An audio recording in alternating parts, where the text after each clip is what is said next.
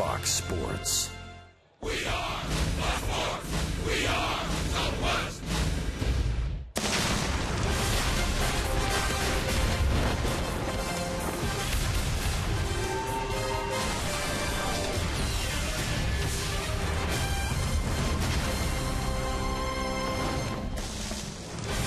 Texas Rangers baseball is presented by AT&T UVerse TV.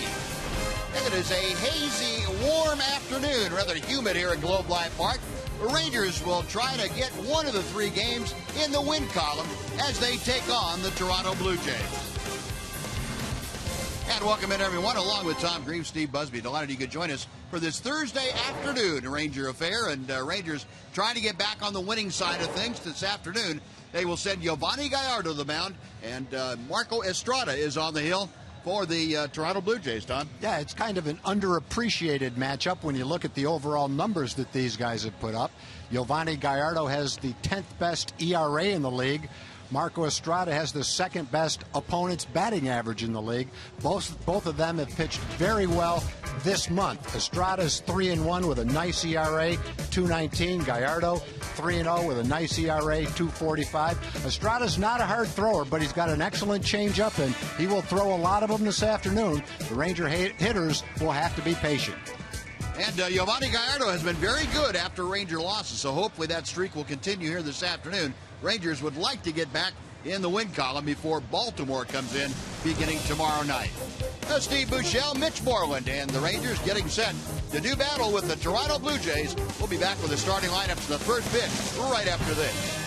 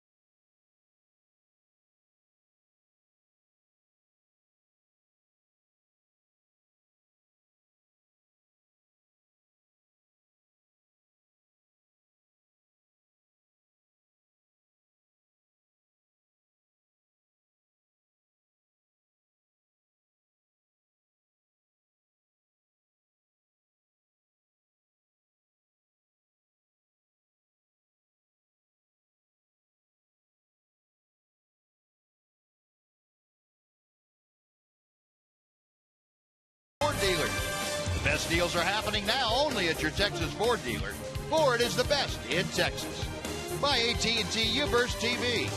UVerse has more live TV channels on the go than cable. And by Southwest Airlines. Book your low fare now at southwest.com. A hazy sky overhead. Rangers will try and heat things up a bit against the Toronto Blue Jays. Yovani Gallardo looking for his 11th win of the year. Before we get things underway, let's head down to the field, check in with Emily Jones. Em? Hey Buzz, Yovani Gallardo going for his 4th win in the month of August. He was pleased with his last time out and is looking to build on that one. I think I had a pretty good start last start there in Detroit. Threw the ball well. Even the ones before that, I feel like I've had pretty good command. I think the one thing that I was lacking a little bit was put away pitch whenever I get to 2 strikes. But like I said, it's I felt like I've been aggressive in the zone and making the guys swing the bat, which I think is very important. And Yovani went on to say that sometimes he's found himself when he's looking for that put away pitch, trying to be too fine, and that's caused him to pitch longer within different at-bats, and he wants to try to go deeper into ball games. So he'll try to maybe not try to be so fine from here on out, see if he can't go deeper into ball games. Maybe we'll start here this afternoon. Would be a nice day to have a quick game considering the heat down here, Buzz. All right, Emily, thank you very much. Yeah, it'd be good to get the guys off the infield for sure. Now, Tom's going to tell you about the Toronto lineup that Yovani Gallardo will face here this afternoon. Troy Tulowitzki leads off for Toronto. Toronto is 20-3 when he starts. Josh Donaldson is second. Jose Bautista, he walked 4 times last night. He's second in the league with 78 walks.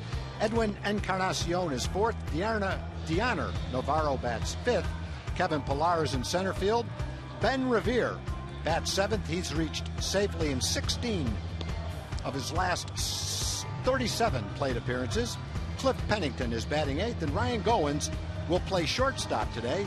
He'll bat ninth. He has a .446 on-base percentage in his last 20 ball games. And that's the lineup that John Gibbons has put out there this afternoon against Yovani Gallardo. Our progressive scouting report for Yovani rebounded nicely from a winless July. As you heard him say that he felt he's thrown the ball better than his record would indicate. Certainly lately he's thrown the ball very well. He's been more aggressive in the strike zone, and that is a key for Gallardo, as it is for most pitchers, but especially Yovani. Told him, as you heard Emily talk about, he felt that he was getting a little bit too fine once he got ahead of hitters. Was not able to put them away as quickly as he would like. Well, we'll see if Yovani can continue the upward trend here this afternoon as he takes on Toronto. He had a very good outing against the Blue Jays in Toronto back at the end of June. Worked his longest outing of the year, 8 1/3 innings. Shut them out on just 3 hits with 2 walks, 4 strikeouts. Now ready to get underway as Troy Tulowitzki, handling the DH chores today, steps in. And the first pitch is pop foul. And Mitch Moreland will run out of room over there by the commissioner's boxes. That is strike 1. Tulowitzki, a .237 average in a Blue Jay uniform. Came over from the Colorado Rockies on the 28th of July. Blue Jays keep track of how the club has gone since, how the club has done, I should say, since Tulowitzki's come over. And they've only lost 4 games. Pitch foul back, and the count moves to 0-2. Now, Toronto, a 2-game lead in the American League East. Yankees have lost a couple straight. Blue Jays have won 5 in a row, so they have taken over the top spot. John Gibbons' club now 31-32 on the road this year. They are sneaking back up toward that 500 mark. 0-2 pitch. That's just off the inside corner.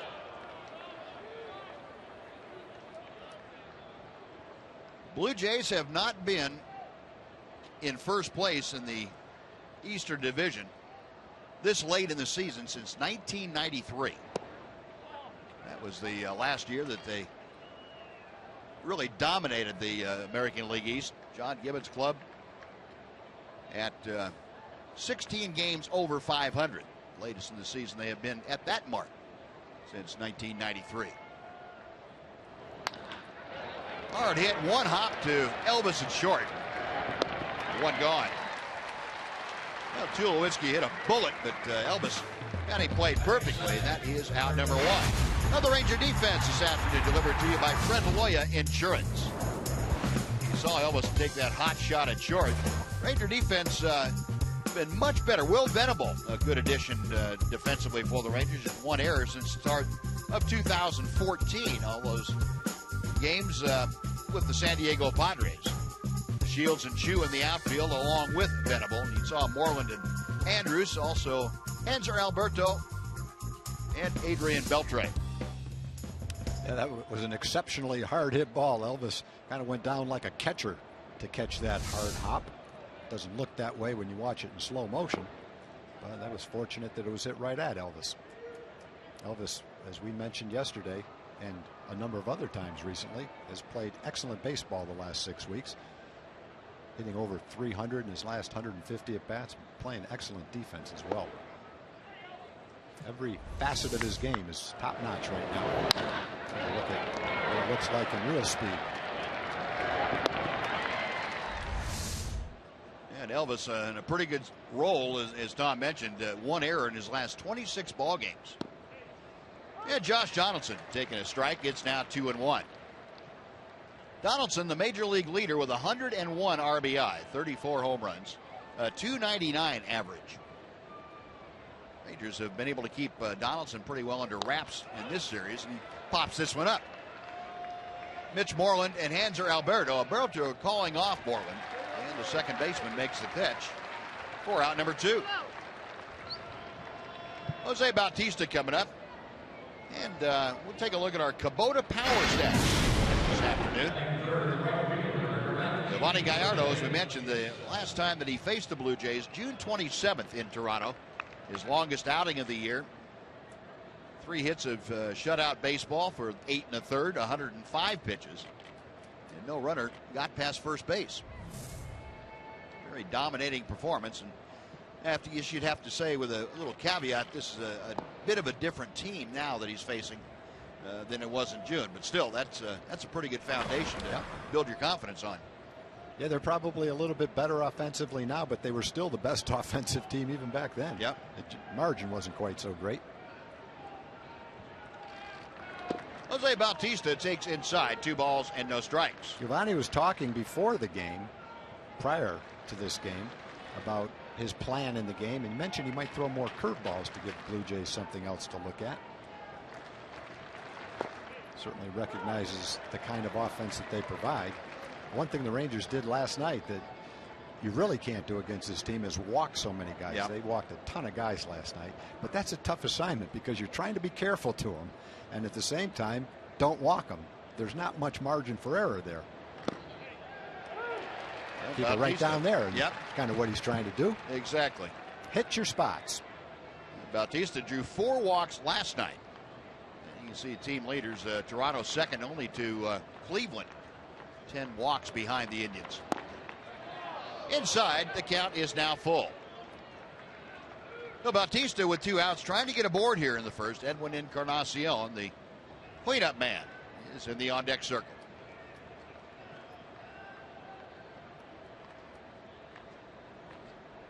Gallardo reading the signs. The right-hander goes to the wind, and the payoff pitch.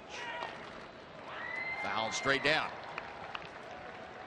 Bautista, along with the 4 walks last night, went 0 for 1 officially. That tied his career high with 4 walks in the game. 5th time he's done that. And you look back in the month of August, 21 ball games now for Bautista, 9 home runs and 19 RBI. Another 3-2 pitch. And another foul. Bautista spoiling a couple of 3-2 pitches. We'll try it again.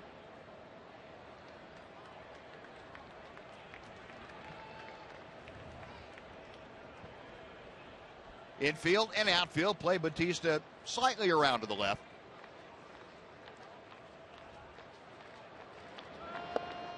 Low and inside, ball 4, Bautista. Another walk. Well, it's just hard to get him to swing at anything outside the strike zone, even when you're really close on a 3-ball count. He's definitely got a good eye, and you definitely have to be careful. Got a guy with his kind of power. And if you hang a breaking ball to him up and out over the plate, you can watch it go out of the ballpark to left field pretty regularly. So Bautista at first. Here he is, Encarnacion, getting the start at first base this afternoon. 1 ball, no strikes. Encarnacion, the longest active streak in the major leagues right now, 21 consecutive games. He has hit safely, and he has hit a little bit over 390 in that span. Little number foul. It's 1 ball and 1 strike. Encarnacion has also homered in 3 straight games. There's that 392 average we were talking about. Ties the longest streak for the year. Troy Tulowitzki and Nelson Cruz also had 21 gamers earlier in the year. Gallardo with the 1-1 pitch. 2-1. Well, the Blue Jays come in leading all of baseball with 688 runs scored. That is 99 runs more than the second place Yankees. 2-2. Yeah, that's just an astounding differential between them and New York and everybody else. It's almost a run per game, and that's just the second place team. Now the 2-2.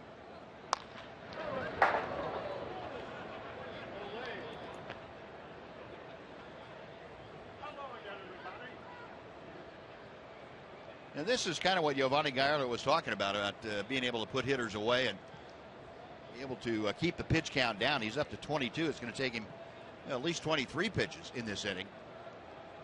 And he got the first 2 outs relatively fast, but then walked Bautista on an 8-pitch at bat. You can also see what his plan is if you look at the Fox tracks too. He's pretty much circled the strike zone without throwing anything in the middle of it.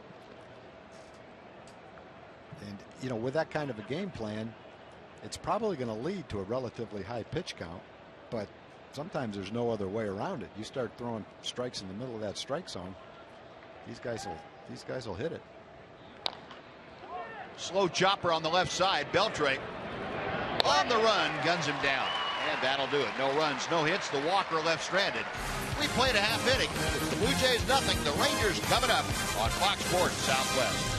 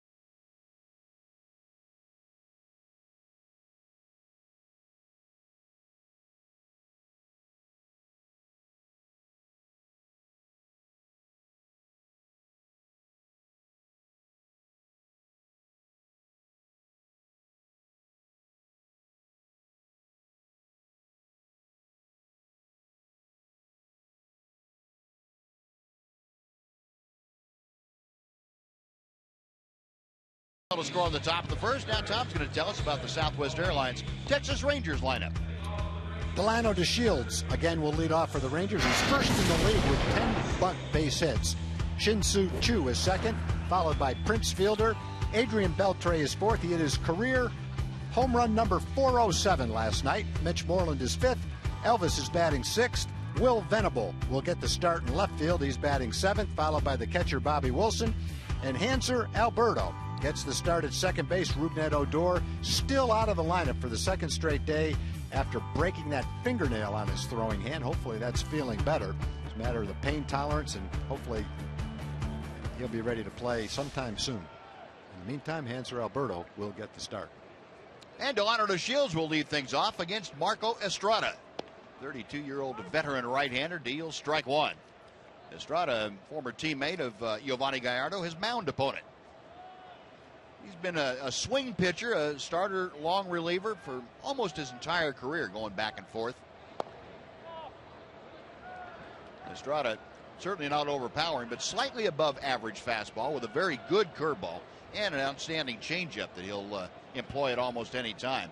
Hitters will try to find out what kind of command he's going to have early, because Estrada, one thing for sure, the inconsistency of being on the mound in a rotation leads to a little higher than average walk totals.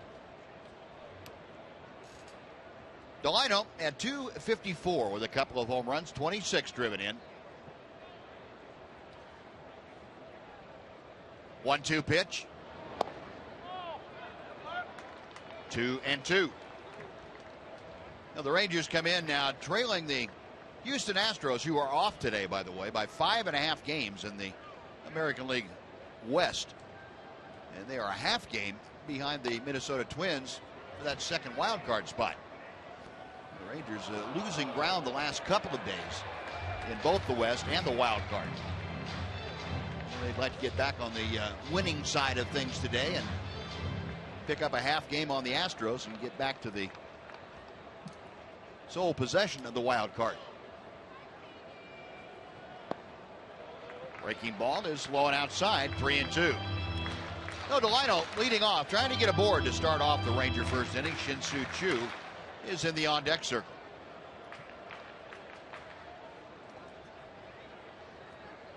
Estrada's with the payoff pitch. Check swing and ball four. No, Delano with the leadoff walk. And we'll take a look at the Blue Jays defense this afternoon behind Estrada. Outfield, Revere, Pilar, and Bautista. Kevin Pilar, 362 chances in the outfield. That's the most among Major League outfielders this year. And it is a good outfield. Donaldson, Goins, Pennington, and Encarnacion around the diamond from third to first. Deoner Navarro is catching for Marco Estrada this afternoon.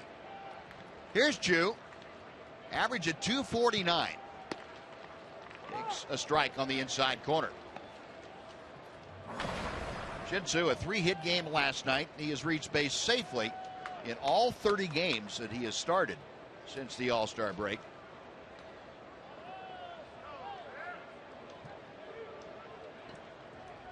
Delano, a pretty good lead at first. 1-1.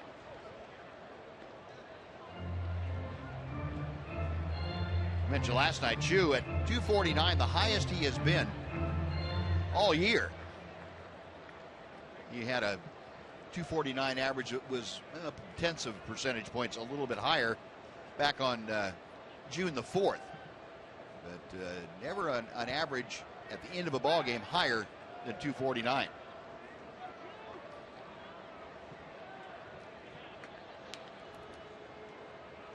Stolen base leaders, Delano down there in 5th place in the American League. Jose Altuve with 33 leads the parade.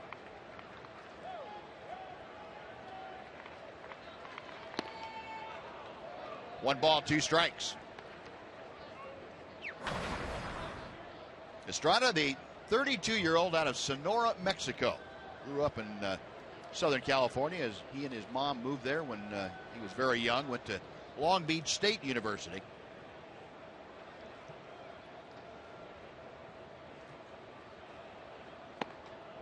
Two balls, 2 strikes. And Chu, one of the Rangers with just a handful of at-bats. He is 1 for 2 against Estrada.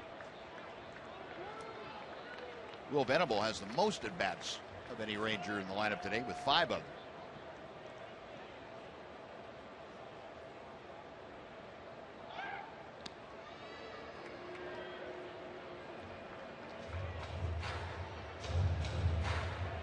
Infield in that pretty drastic overshift. That would lead you to think a guy like Estrada is going to work predominantly breaking balls and fastballs inside to Chu.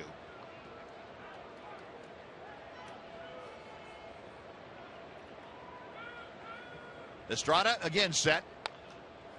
And Chu trying to take that ball the other way, fouled it off. Yeah, Estrada's thrown a lot of fastballs so far. Most of them 86 or 88 miles an hour. Gives you a pretty good idea how good his changeup must be when his opponent's batting average is .211. That's the second best opponent's batting average in the American League. There's a lot of pretty good pitchers in the American League. Yep. This guy's got the second best opponent's average. There's the changeup. Last year, he had 18 starts with Milwaukee to start the season. He gave up 27 home runs in those 18 starts in 107 innings. He ended up leading baseball, giving up 29 home runs. 27 of them, though, came up in those 107 innings. After that, in relief, he only gave up 2 in 43 innings. He pitched great the rest of the way as a relief pitcher. Got him swinging, yeah. Good straight changeup, and Chu swinging through it for out number 1. If you can throw a changeup right down the middle of the plate to a guy that's swinging the bat pretty well and have him look like that, it's got to be a pretty good changeup. Another look at it. So Estrada, the way he finished the season in relief is probably why Toronto went out and made a trade for him. They traded Adam Lind, pretty good power hitter, to Milwaukee to get him. He's given up 15 home runs this year, but not anything at the rate he was giving them up last year as a starter. And according to the Blue Jays statistics, there's only 1 or 2 pitchers in baseball that throw changeups at a higher rate than he does. He throws a changeup almost a third of the time. One of those changeups that he can just keep throwing it and you still have a hard time hitting it. I guess that's the mark of a good changeup, where you can say, I'm going to look for a changeup, and still you're out in front of it. Yeah, he can scream, here it comes, and nothing you can do about it.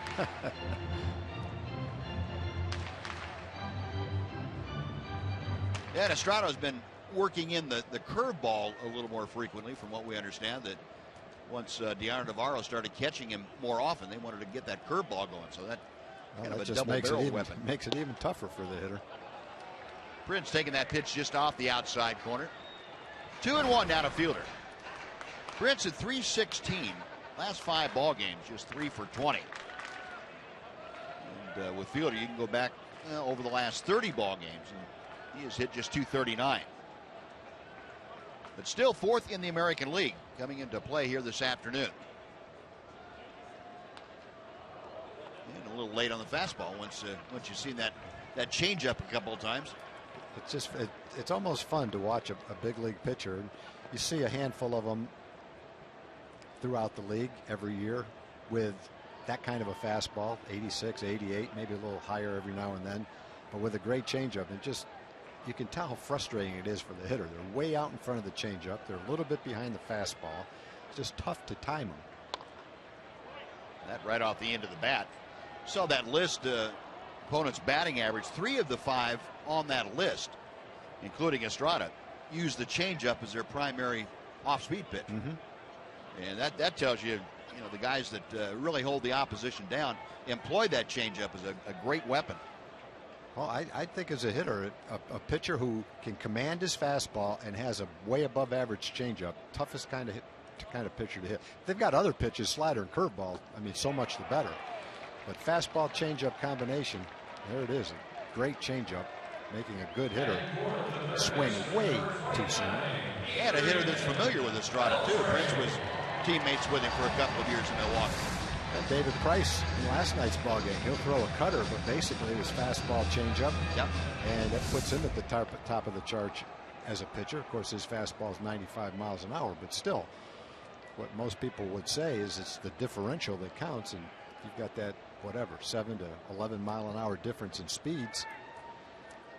And then I think what comes into play, Buzz, is probably his delivery and the way he sells the changeup to the hitter. Looks exactly like a fastball. And all pitchers have a different delivery. It looks different to a hitter. Some guys are easy for guys to pick up. Some guys you can't pick up the ball. And when you don't vary your delivery at all, and you've got the kind of arm action that Estrada has, that changeup Looks just like a fastball. And Estrada credits the work that he did early. There goes the Shields, and the pitch fouled back by Beltre. But Estrada credits the work he did before he got to the big leagues, getting the grip that allowed him to throw it like a fastball with the same hand speed, same arm speed, and the grip would take the speed off. He said until he got that comfortable grip, his changeup was very average. But he said now, don't even think about it. It's just a fastball with a changeup grip, and I go ahead and throw it. Well, and you teach pitching. It just seems to me, Buzz, if I were a groomer of young pitchers, I would have to be trying to work on the changeup with them. Exactly. The Shields again going. A line drive to center field, a base hit. And Delino continues to third. Ball back in by Pilar. So Adrian Beltre lining one to center for a base hit. Rangers have runners at the corners with 2 outs. And Mitch Moreland coming up. Boy, with the jump that Delino had on that pitch, he would have stolen it standing up. But if that ball's a little bit more in the gap, and one of the outfielders had to really go into the gap to get it, even if they cut it off, the Shields might have been able to score anyway. He was halfway to second base before that ball got out of the pitcher's hand. Well, first and third, the Rangers with the first hit of the afternoon. Beltre continuing to swing a hot bat. The Shields at third, Beltre at first. Mitch Moreland, 287 average, steps to the plate. Mitch still leading the Rangers in home runs. He has 18 of them. Estrada straightens him up with a high-tight fastball. You know, Buzz, there's a lot of ways to hold the baseball to throw a changeup, to get the right grip so that the arm action is just like a fastball and it comes out of your hand slower. What do? Try to look at the hand or see what's comfortable for a young pitcher and have the grip fit his style? Yeah, how I start with it, Tom, is by telling a young man that wants to try to learn a changeup, there are 1,000 different ways to hold a changeup. They all work for somebody. Right, it's kind of like a putting stroke in golf. Yeah. It's all individual. Whatever feels right to you and gets the results you want, that's what you should do. Yep.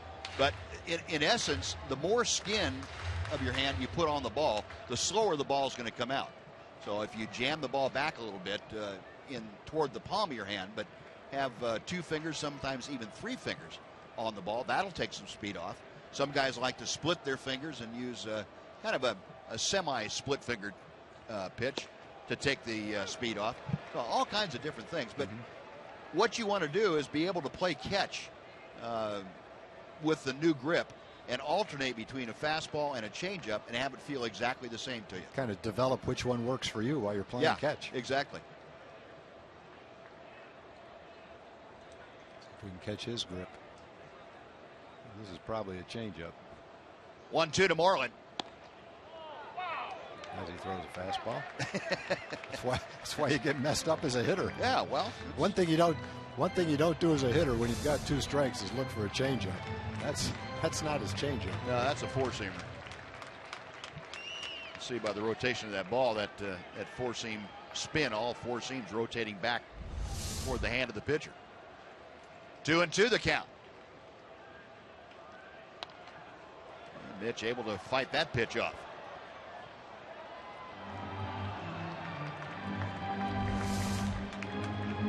And another 4-seamer.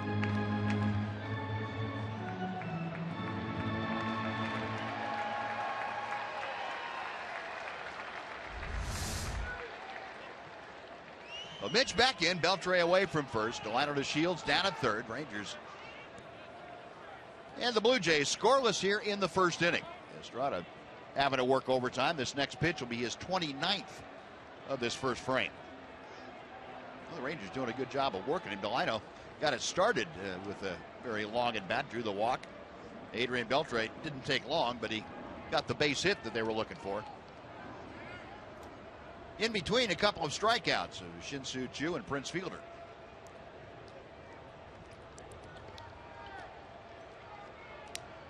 Now Estrada sets, checking the runners. In the dirt, and Mitch able to lay off. The count is full, so with 2 outs now, Beltre will get the advantage of a running start. He'll take off with the pitch. Moreland trying to extend this inning. And Elvis Andrus waiting to be next. Now there's the changeup grip. See, there's that third finger up on the ball, and That's the circle change, isn't it? yeah, it looked like it. Looked like it had it out on the fingers a little bit. Make that circle with your thumb and your index fingers, how it got the name. Beltre on the move, payoff pitch. Pop foul, will come back and try it again.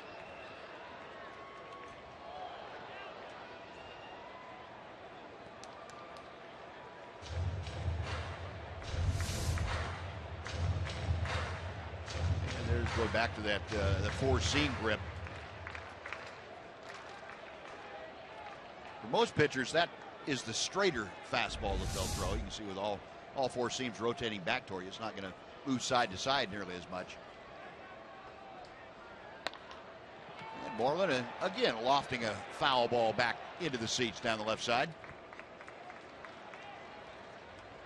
Still 3-2, and the Rangers have made Estrada go into the 30s now, pitch count wise, here in the first. So on a warm afternoon here in Arlington, that's probably a good thing. You like to get into that bullpen if you possibly can as early as possible.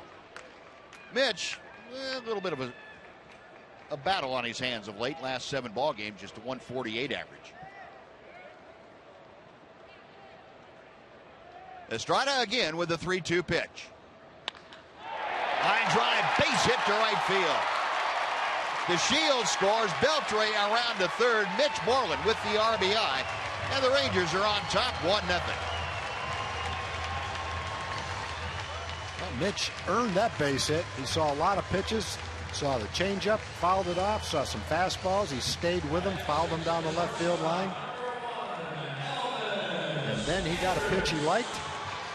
Fastball. Four-seam fastball. He's seen it before. Seen almost the same location before.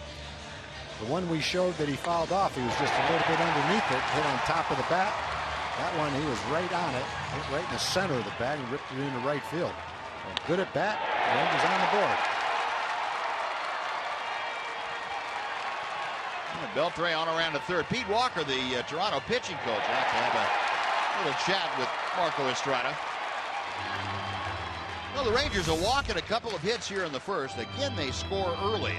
Scored 2 runs last night in the first inning on Adrian Beltre's 2-run home run. And this afternoon, it's Mitch Moreland getting the Rangers on the board in the first.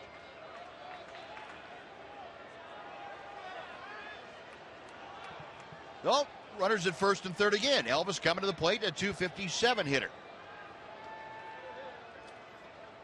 Rangers, by the way, ranked 4th in the American League and 5th in the majors with 83 runs scored in the first inning. Sharply hit ball, but Goins has it at short. And on to first, that'll do it. Rangers, though, get on the board. They get a run on 2 hits and strand 2. After 1, Rangers 1, Blue Jays nothing.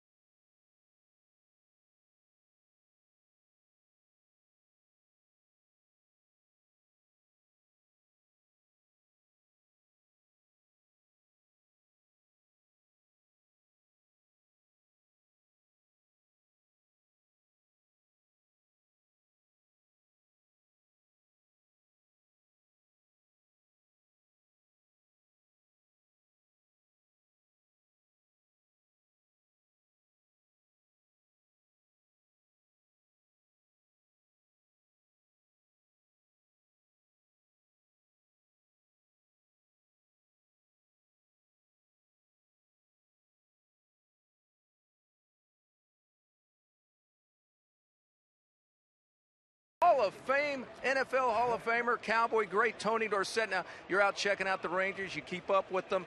And you were telling me that you never played baseball because why, Tony?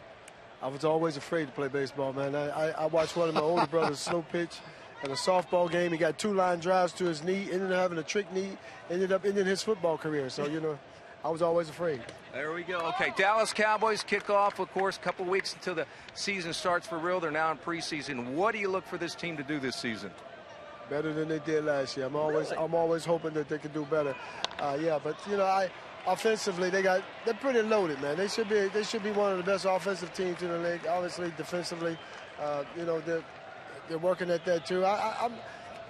I'm hoping to see them get in the playoffs and go deep into the playoffs. We got one on right now with Toronto, but I got to ask you this question. Next week on Fox Sports Southwest, 7:30 Wednesday, it's The American Dream, a great new show about some of the greatest athletes of all time, and you are right off the bat right there. What can we expect to see next week? I am the first show, and you know what it is. It's going to chronicle my athletic career. It's going to show a whole lot about what some of my accomplishments, as well as some of my defeats and some of the things that I'm going through right now as far as with CTE. So I expect all the viewers to tune in, and should be an interesting show. Right. Once again, next Wednesday night, Fox Sports Southwest, 7:30, Wednesday night, September 2nd. Set those DVRs and check out Tony D right here. Is there a Facebook page we can get a hold of anybody on? Anybody? A Dream TV. Facebook, A Dream TV. There we go. All right, guys. Tony, good seeing you, buddy. Appreciate it. Thank you, Buzz. All right, Knox, good stuff. Thank you very much. There's a good example of why a screen will help. Yep. That bat almost hit the on-deck hitter. Ben Revere went right over his head, would have gone right into the front row, second row maybe, and smashes into the screen. Well, thank goodness the screen went that far. Yeah, that went right over Ben Revere's head. It did. Didn't it? Yeah, it scared him. Speaking of scared, it's always funny when you hear football players, and Tony Dorsett's not the only one I've heard say that. I've heard some big NFL linemen say there's no way I would ever go up and stand at home plate and risk getting hit by a ball. And then you ask a baseball player, there's no way I would ever run into the line of the Pittsburgh Steelers and risk that collision. So it's just a matter of, I guess, what you're comfortable at.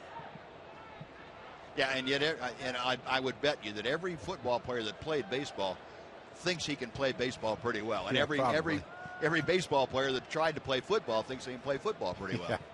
Yeah. 1 ball, 2 strikes to Kevin Pillar. Well, that's always a fun discussion, and usually in spring training, but during the season, when you get all the players together and they're talking about their athletic exploits before they got into professional baseball. It's amazing how good all these guys were in all these different sports. I was all state in basketball. Well, I was all state in 2 states in basketball. Andrew Alberto turns it over, 5-4-3. The double play, and that backs up Giovanni Gallardo. The first double play of the afternoon, 2 gone, bases empty. And the next guy says, yeah, well, I was all state in 2 sports in 2 states. Then it gets pretty tough to top that one. But usually if it's basketball, eventually you'll get to see the guy play somehow. Yeah. Whether everyone's in a gym or it's spring training, let's go to the rec center. Sooner or later you're going to see someone play. And it's always amazing to see some guy that can't even reach the basket from the foul line who said he was an all-state basketball player. Well, eventually, if you talk long enough, there's going to be a bet put down. Yeah. That makes you get out there and show us. And if the guy will never take the bet or never show you, that's pretty good indication. Probably not what he said he was. As soon as dinner gets put on the line, then you get a lot of guys falling back out of the competition. Ben Revere, 278 average with the Blue Jays. And he takes a strike. It is 1-1. Revere, of course, very familiar with Giovanni Gallardo from his days in the National League. 4 for 15 is Revere against Gallardo. 2 balls and a strike. You know, Tony Dorsett was alluding to some of the problems he's had post-football related to all the head trauma that he took as a football player. And there's been a lot written about that, and there's a lot of former players suffering from that now. So just watching his show to see, everyone knows what a great athlete he is, but I think it would be especially enlightening to watch that part of the show that shows what he and so many other ex-football players, veterans, are going through right now, and the dilemma that poses for the National Football League, and also more importantly for their families. Boy, that's a very sad situation too. We're just finding out about the last 7, 8, 10 years about concussions, the lingering effects, and the devastating effects they can have. And baseball's done a pretty good job, and I'll got to give kudos to the folks in charge of baseball for recognizing that possibility and putting the concussion DL in effect, so that guys weren't tempted to go ahead and try and play through it, or take a day off or two and get back in there. So it's a 7-day concussion DL, and that's the concussion protocol the baseball has come up with. I think it's been very effective. Breaking ball in the dirt to Cliff Pennington, and the count evens at a ball and a strike.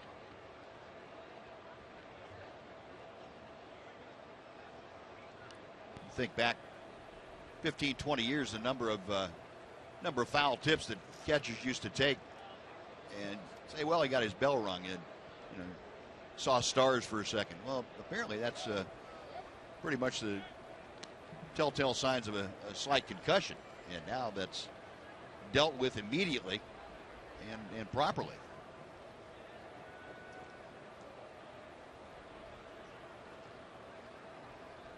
Revere with very good speed at first. He's there with 2 outs. He's on the move. The pitch is high. The throw is high. And Revere in there safely. Ben Revere, a stolen base. Bobby Wilson made a strong throw, but just high enough that Revere able to get in underneath it. And for Ben Revere, his 25th stolen base, his first as a Blue Jay.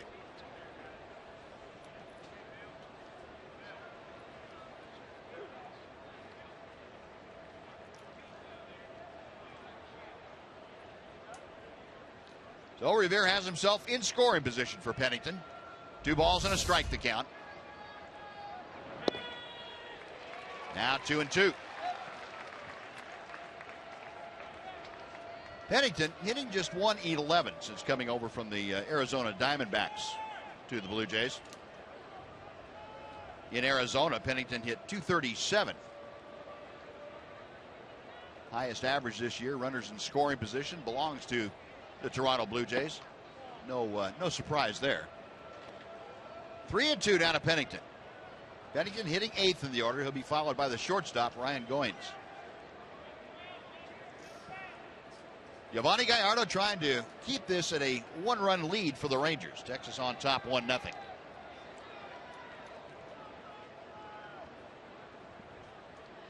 Payoff pitch coming. Left field, Venable going back, still going back, makes the catch on the dive, going away from home plate. What a play by Will Venable. It'll be tough to beat that for the play of the day. That must be the 1 and the 2 and the 3. That might be it for the week or the month right there. Now Will Venable coming off the field to a standing ovation, and what a play by the Ranger left fielder. A flat-out dive to take away extra bases. No runs, 2 hits, 1 left after 1.5. Still 1-0 Rangers.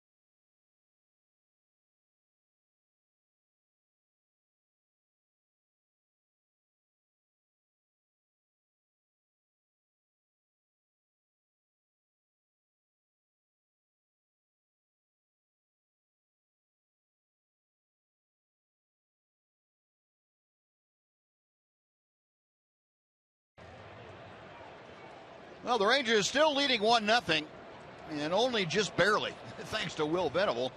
They were able to maintain that lead. A great diving catch to end the top of the second inning. And the old baseball action, you make a great play and you lead off the next half inning, and that's exactly what's happened.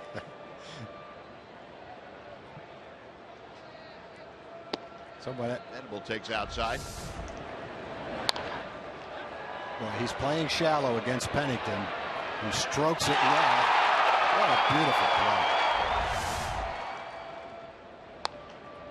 Someone asked me one day, it seems like after you make a play like that, that the guy leads off more often than not. What's the percentage of it? It's simple. It's about 11%. 1 in 9. Yeah. Has nothing to do with it. But it sure feels like it, because I guess it stands out so much when it does happen. Pennington across his body and throws out Will Venable. 1 out. Yeah, most of the time you're not through talking about the guy anyway. Yeah, and here he comes. Yeah. Speak of the devil. 1 away, and Bobby Wilson now will step in. Rangers got to Marco Estrada for a run in the first inning on a walk and a couple of hits. Mitch Moreland, the RBI single. And Bobby Wilson going up there, flailing away, and misses it for strike 1. Bobby, a .250 hitter in a Ranger uniform, 187 overall.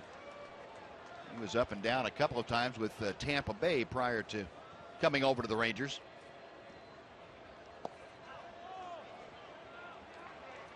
A ball and a strike. Bobby, no home runs, 10 RBI total, 6 in a Ranger uniform.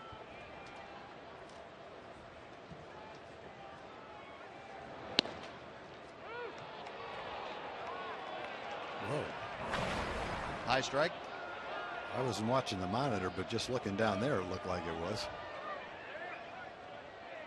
Yeah. Opposite side of the chew zone. Resting on the top of that strike zone. 1-2 pitch. 2 hopper out to Goins. 2 gone. Well, folks, it's time for you now to tweet your strongest fan photo. Use hashtag Southwest Data StrongFan, and you just might see yourself in one of our upcoming broadcasts. All this made possible by the good folks at T-Mobile. We'll have this afternoon's selection a little bit later on. And kind of a fun addition to our Ranger broadcast.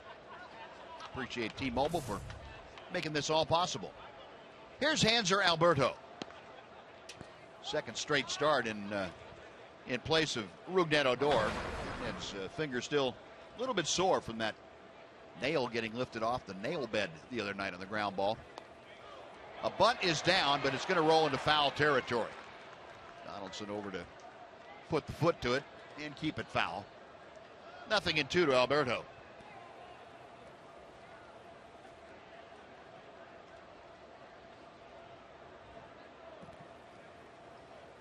And the Rangers way out in front in the American League, and in all of baseball for that matter, with bunt base hits.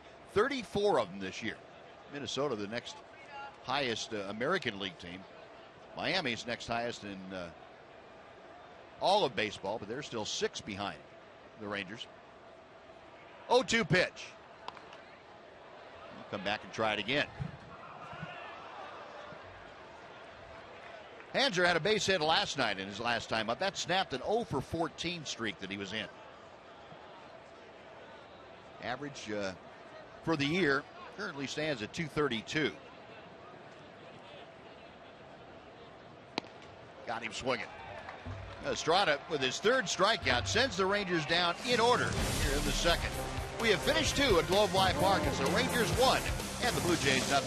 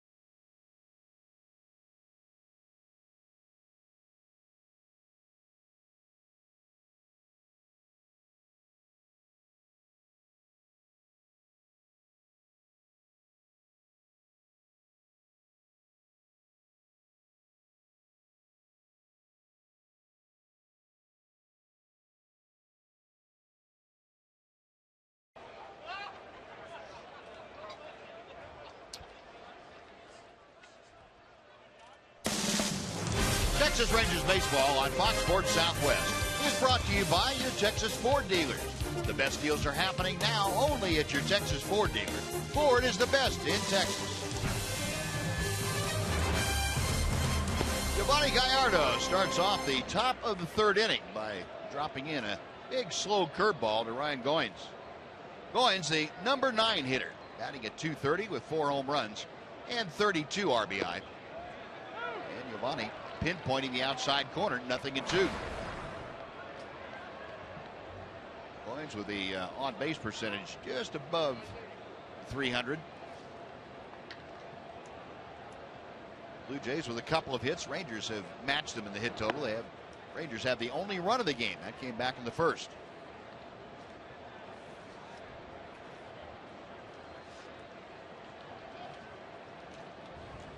Goins getting the start at shortstop this afternoon with Troy Tulowitzki getting a partial day off as a DH. 2 balls, 2 strikes. It could have been, huh? Yeah, it could have been. Every time you look at those pitches, you just say, I'm glad I'm not an umpire. Those pitches are an inch in the strike zone, an inch away from the strike zone. They're moving. So hard to call those pitches. 2-2 offering. Out of play. You know, you hear all of us say, you know, you just want a consistent strike zone. But when you have the benefit of looking at the Fox tracks after the fact, and you see all those pitches right around the strike zone, and some of them are a couple of inches off the strike zone, couple of them are just touching the strike zone, some of them are balls, some of them are strikes. It's, you know, it's hard to hold the umpire accountable for consistency when they're so close and so hard to call. It's one thing if they're several inches outside and they're being called strikes consistently. It's a little easier to, you know, to make those calls for an umpire. But boy, when a guy's trying to keep the ball down, make it sink against a team like the Blue Jays, it's just so hard for the umpire to get every one of them in a consistent way. Goins able to run the count full, so he's trying to get aboard to start off this third inning. Top of the order, and Troy Tulowitzki is next. The other thing, Buzz, I would think is hard for an umpire is when you know a guy's keeping the ball down and all of a sudden one is on the other side of the plate and high. Yeah. You know, how do you know whether that thing was really a strike or not? Yeah, and you know, we talk a lot of times about pitchers that get calls over other pitchers. The guys that are around the plate, consistently around the plate, will tend to get the closer pitches because umpires like to call strikes. And they're looking at him too. You know, he knows where the catcher has his glove, one side of the plate or the other, and so he, you know, even if it's only subconsciously, he has to focus right in there because that's where the catcher's expecting the ball to be. Sure. Goins lofts a lazy fly ball to left, and Venable takes care of it for out number 1.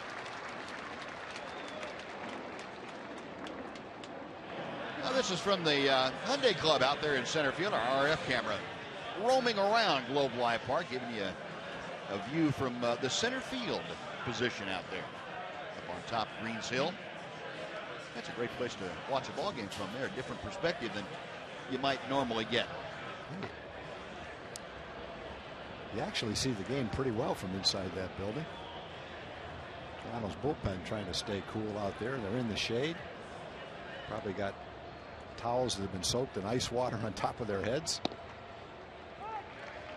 Maybe a little ammonia in there? Probably. Yeah.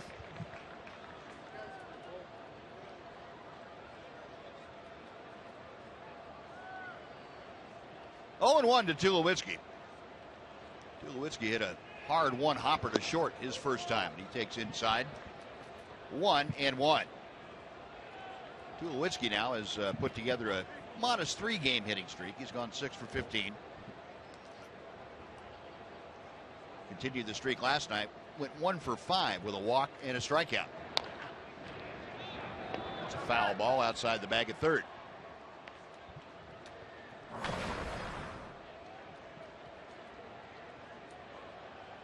Three home runs, 10 driven in as a Blue Jay. And with the Colorado Rockies, he had a dozen home runs and 53 RBI. Of course, that in that half the ball games that he played in that launching pad up in Denver at Coors Field. Call strike 3. Yovani painting the inside corner. Tulowitzki didn't think so, and he lets Paul Nart know it. It's one of those balls we're talking about. Really close to the strike zone, and It has that late movement. The umpire's gearing where that pitch is and thinks it's right on the inside corner. It has that little bit of late movement. It might have moved just a little bit away from where he anticipated it to be. Borderline pitch. That one went the pitcher's way, not the hitter's way. Good job of receiving that ball by Bobby Wilson, too. He just stuck that right there where it was. Didn't try to move it all over the place and pull it back into the strike zone or anything else. Just stuck it and let the umpire, Paul Nard, take a good look at it. Did you ever umpire in a game? I mean, like a real game, a little league game, or a kids game where you had to put the equipment on and get behind home plate? I only did it one time, and it was a kids game. I don't even know how old the kids were, 8 or 9 years old. Kids were pitching to each other, one of the first times that they pitched to the hitters. So I've got the gear on back there, and you're thinking, if I don't call some pitches out of the strike zone, it's never going to end. But then you start calling them, and you know you're not being very consistent. You know you can't really tell a ball from a strike, and you walk away going, I got to admire the umpires for, number one, wanting to do it. It's a hard job, and then being as good as they are. I mean, we detail these pitches. We show the pitches. There's stats kept on them. What umpires call the most strikes? Who calls the fewest strikes? Who's the most consistent umpire? I mean, they're judged just like the players are. And I think what it shows more often than not is they come out graded pretty highly based on how tough it is to call these pitches. And, you know, there's times where we're into the game and a call affects the game and you get upset because it's your team and you want to see them score, and we'll say, how could you call that pitch a strike? And that pitch wasn't even close, and you know, you get caught up in the game. But overall, you owe the umpires a lot of admiration for how hard that job is. Well, and to be as consistent as they are is, to me, amazing. It is. That really takes a lot of work to get there. It really is. They've had to watch thousands and thousands and thousands of pitches to be able to be that consistent and that quick on making a determination.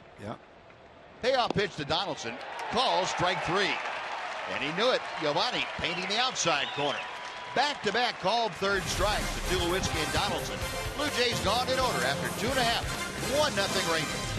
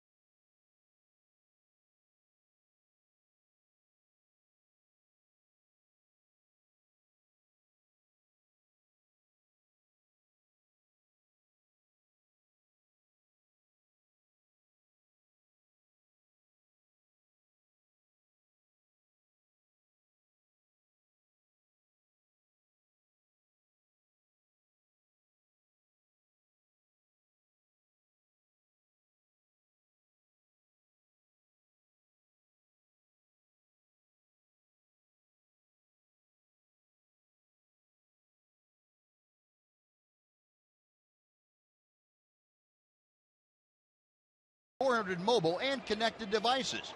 All you need is MLB.TV Premium. Get real-time highlights, live look-ins, pitch tracking widget, and a lot more every night on every device. Blackout and other restrictions apply. Just visit MLB.TV for details.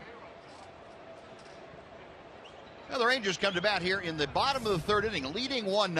And it'll be the top of the order, Delino to Shields, to start off against Marco Estrada. Delino walked and scored in the first inning. Doing the job of a leadoff hitter, getting aboard to begin things. Came around to score on a 2-out Mitch Moreland single. And Estrada employing that off-speed pitch very effectively. 1 ball, 1 strike.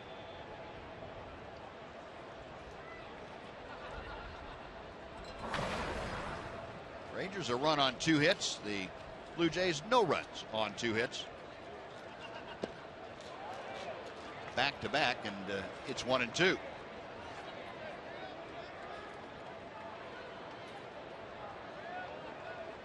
The Shields with 57 runs scored this year. He's 3rd on the team behind Chu and Beltre. 2-2. And we talk about that job of a leadoff guy to get on and score those runs. And Delino has done a great job of it. 40 walks and only 79 strikeouts, which is a pretty good ratio for a first-year guy. Out of play, still 2 balls, 2 strikes.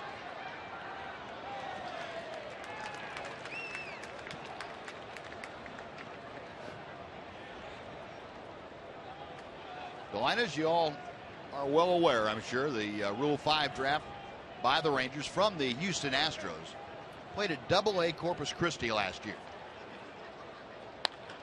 And he lines one to left field. Revere coming on. He'll have to stop and play it on high. Delino with a big turn at first, hangs on, and he is aboard with the first hit for him this afternoon. That's one of those swings that you take thinking it's a fastball.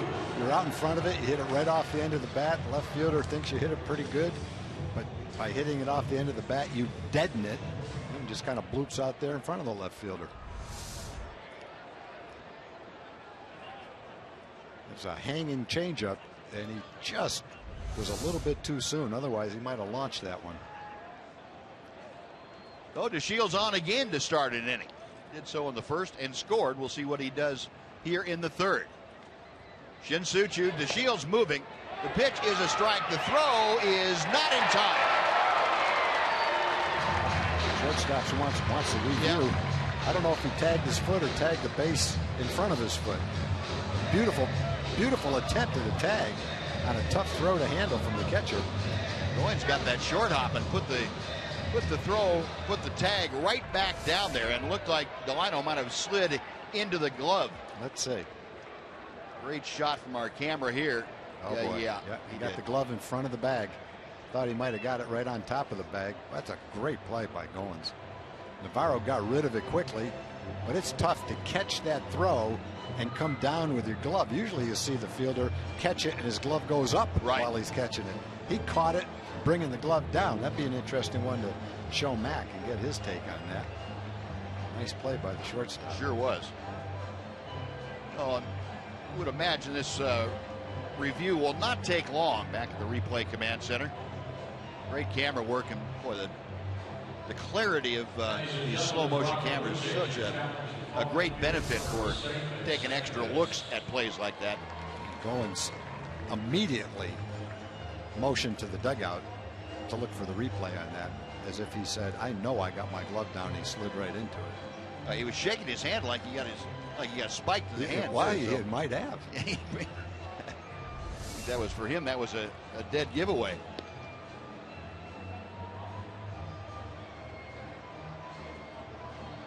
Dirt flying everywhere, and ball in glove, and glove between foot and bag.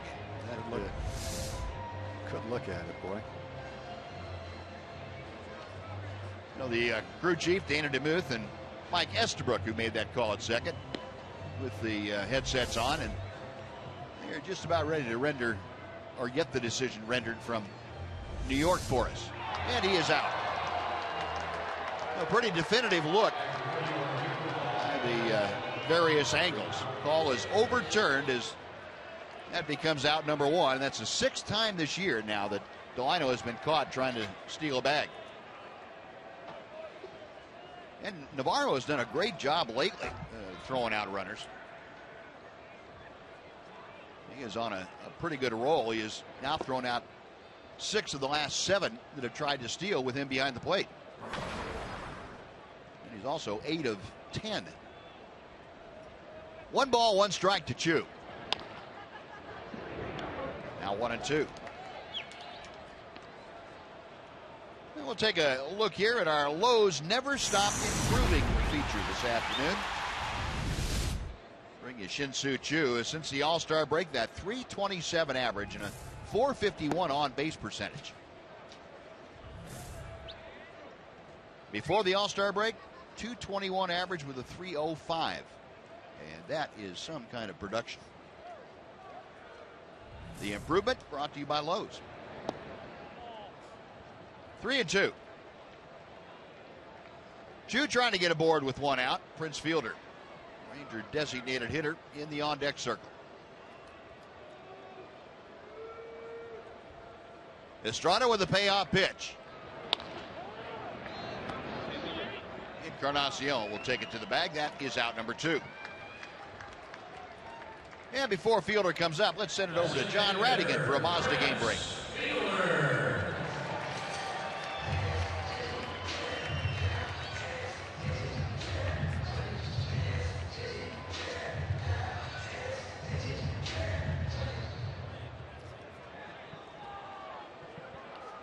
All right, John, thank you. The Rangers have that 1-0 lead working in their favor. Here's Fielder, who struck out the first time he faced Estrada. He takes a fastball right down the middle for strike 1.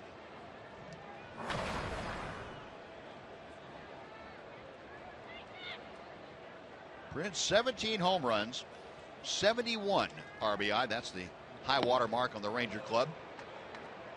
Can't get on top of that fastball and finds himself down in the count now, 0-2.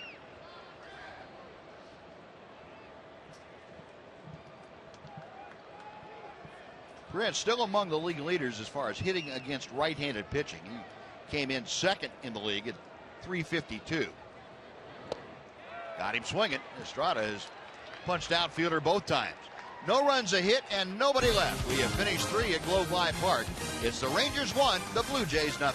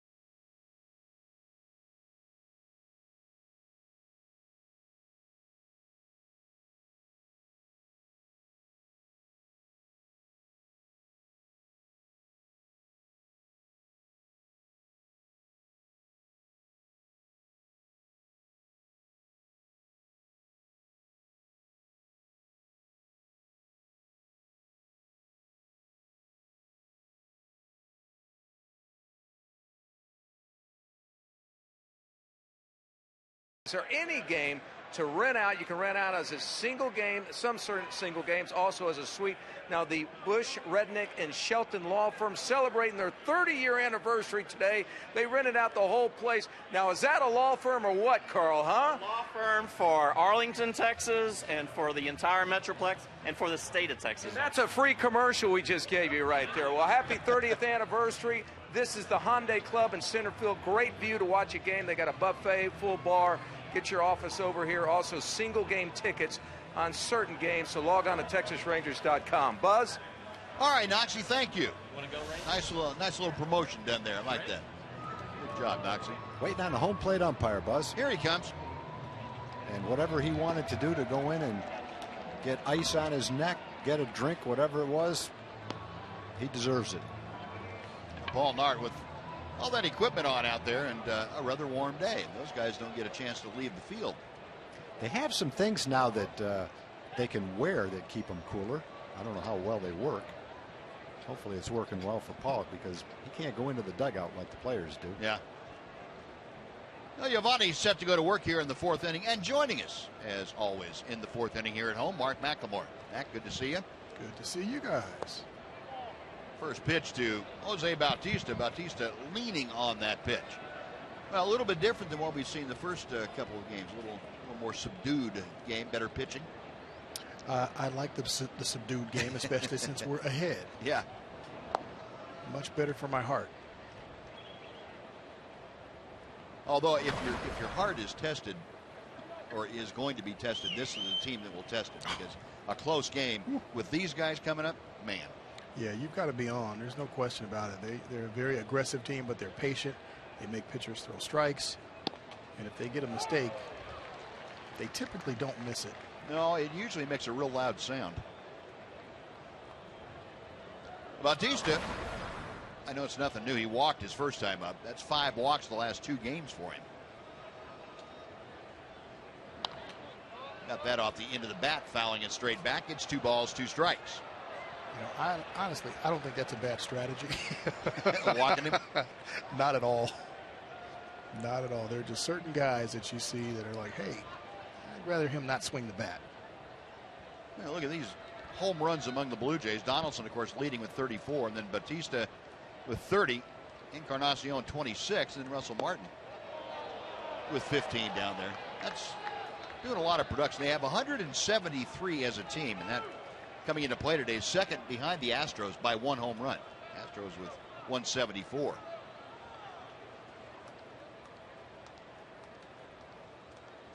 Payoff pitch on the way. And right at Elvis. 1 gone. Nice pitch by Giovanni. The pitch before it just missed. Sinker down and away. Went right back to that same area. It must have been a strike because Bautista swung at it. Otherwise, he would have taken it. And there wasn't much he could do with it. Trying to throw it down and away. He gets it down and away, and that was the result. You're going to get a lot of outs right if you stay right there. Yeah. A lot of outs. There's not a whole lot you can do with those. Giovanni's had to throw some pitches today, but at the same time, he's made a lot of good pitches, too. He's doing what he has to do as far as keeping the ball away from the middle of the plate. No, 1 away. Here's Encarnacion. 0 for 1 with a ground ball to third.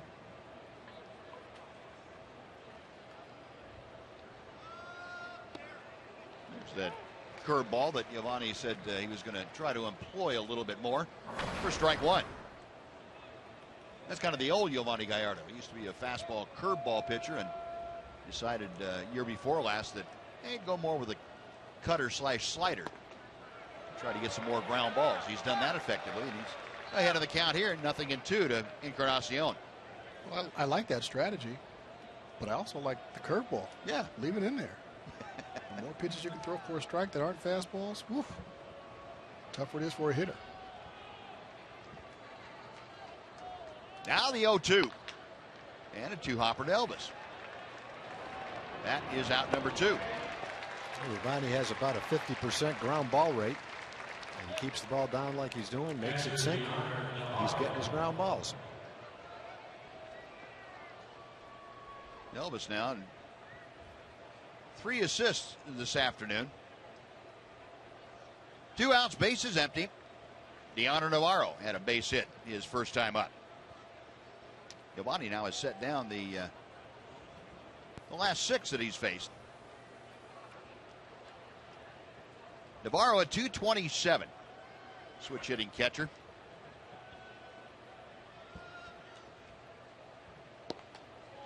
One ball, no strikes. 2 strikeouts, 6 groundouts, and 3 flyouts, or 3 balls in the air against Gallardo today. 1 ball and 1 strike. And working a little more quickly this afternoon for the most part. Well, you know, Giovanni grew up here. He's used to the heat. You have to think he's more relaxed pitching in this heat than his opponent, no matter who his opponent is, I guess.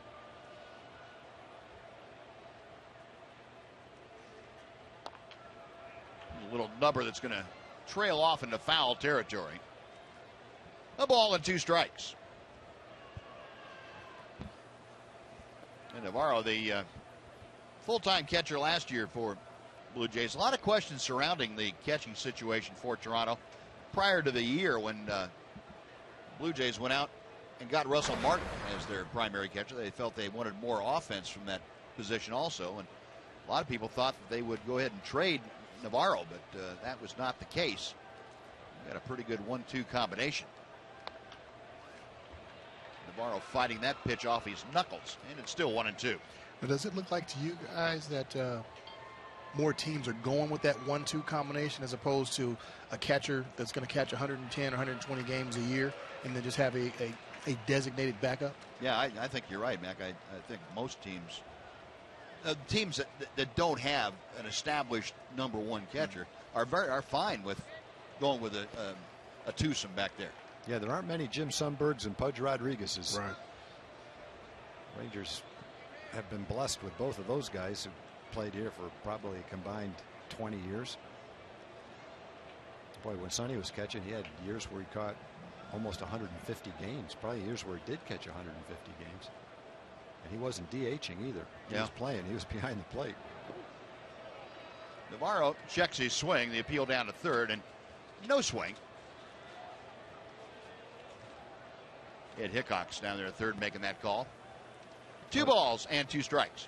Even a guy like Buster Posey, one of the best catchers in baseball, plays first base quite a bit. He's still in the lineup, but he's not going out there behind the plate 140, 150 times. Joe Mauer is a first baseman now and not a catcher anymore. That's high and away. I guess Yadier Molina is the one catcher that doesn't play another position and really is catching 130 games, 125 to 130 games. Other than that, there aren't many guys that are in that category anymore. Payoff pitch on the way. Salvador Perez might be another one that you're right. Catches quite a bit, trying to look other possibilities. Yeah, and he's a good enough hitter that they'll get a little time off DHing sometimes. Wieters might be another guy, but he's had some injury problems the last couple of years. So there are some, but I don't think it's like the old days where each team had a regular catcher, and he, like you say, Mac, he caught most of the time. The other guy caught only sporadically. Little looping drive into foul territory, and Alberto cannot get over there in time to get it. Well, it costs Navarro a bat. He has to get a new piece of lumber, and he'll step back in with still a 3-2 count. And Gallardo, again, having one of those at-bats that really got to be frustrating for him, not able to put Navarro away. The 10th pitch of the at-bat coming up. And for a guy that's hitting 227, you don't want to waste a lot of bullets on somebody like that.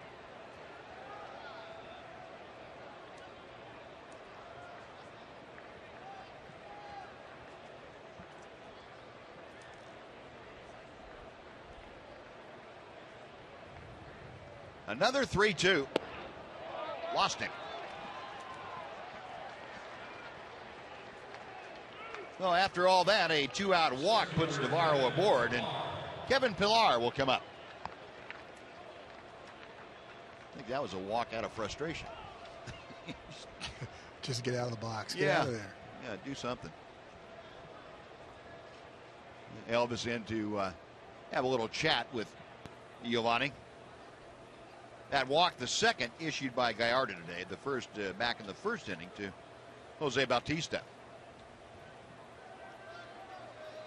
Kevin Pillar grounded into a double play his first time in a 5-4-3 double dip. Pops up the first pitch. That's going to stay in play. Moreland backed up by Alberto. Hanser Alberto racing over into foul ground, makes the catch, and that'll do it. No runs, no hits. The Walker left stranded after 3.5. Rangers 1, Blue Jays nothing.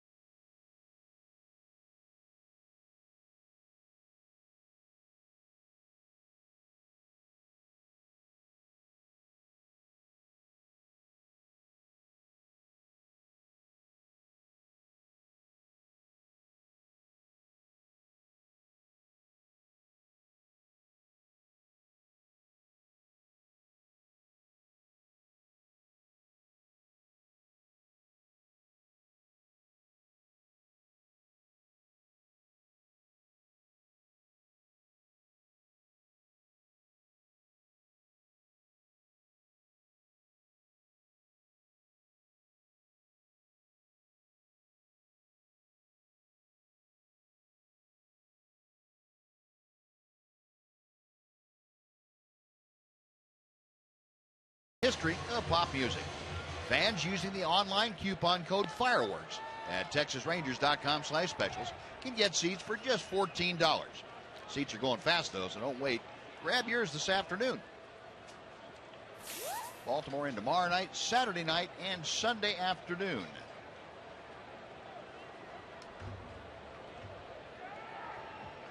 Well, the Rangers come to bat here in the bottom of the fourth inning. Adrian Beltre, Mitch Moreland, and Elvis Andrus, the first three to face Marco Estrada. Beltre had the first Ranger hit of the afternoon back in the first inning. Solid base hit to center field. Takes on the outside corner for strike one. Sure like to see the Rangers get a couple more runs off Estrada. They've been dancing around a little bit with him. There's that changeup. 0-2.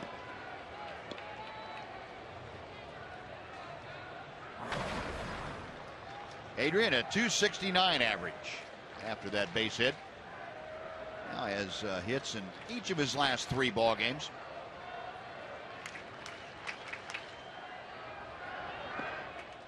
One and two. Adrian now 4 out of 10 on this homestand.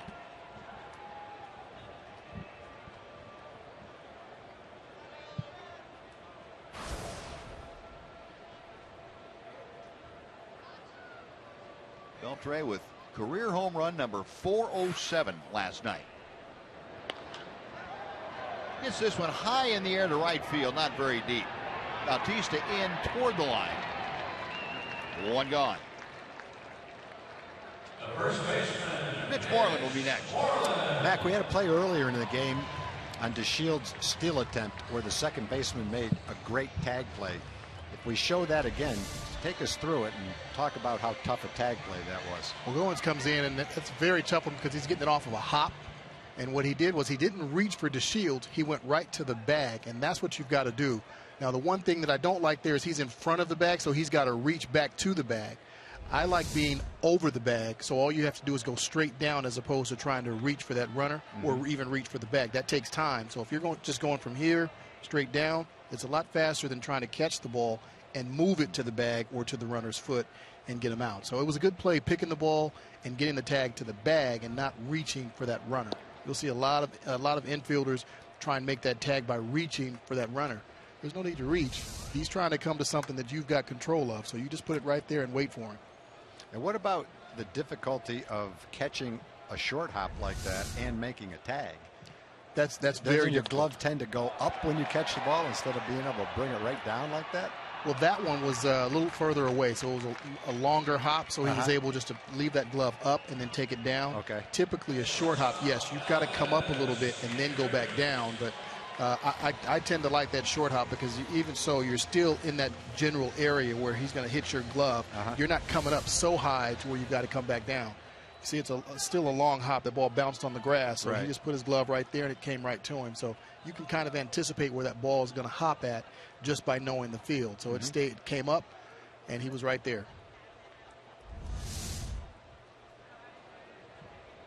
Well, 2 outs after Moreland sent Bautista back to the wall, and Elvis showing bunt takes ball one.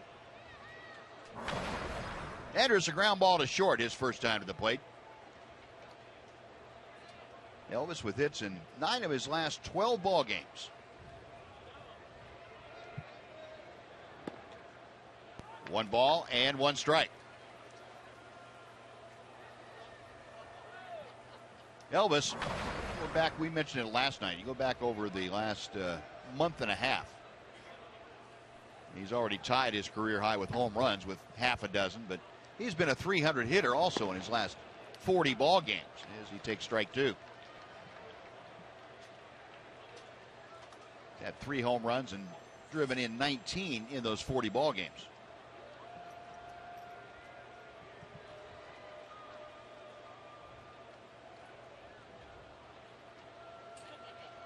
Estrada into the wind, the 1-2 pitch to Elvis.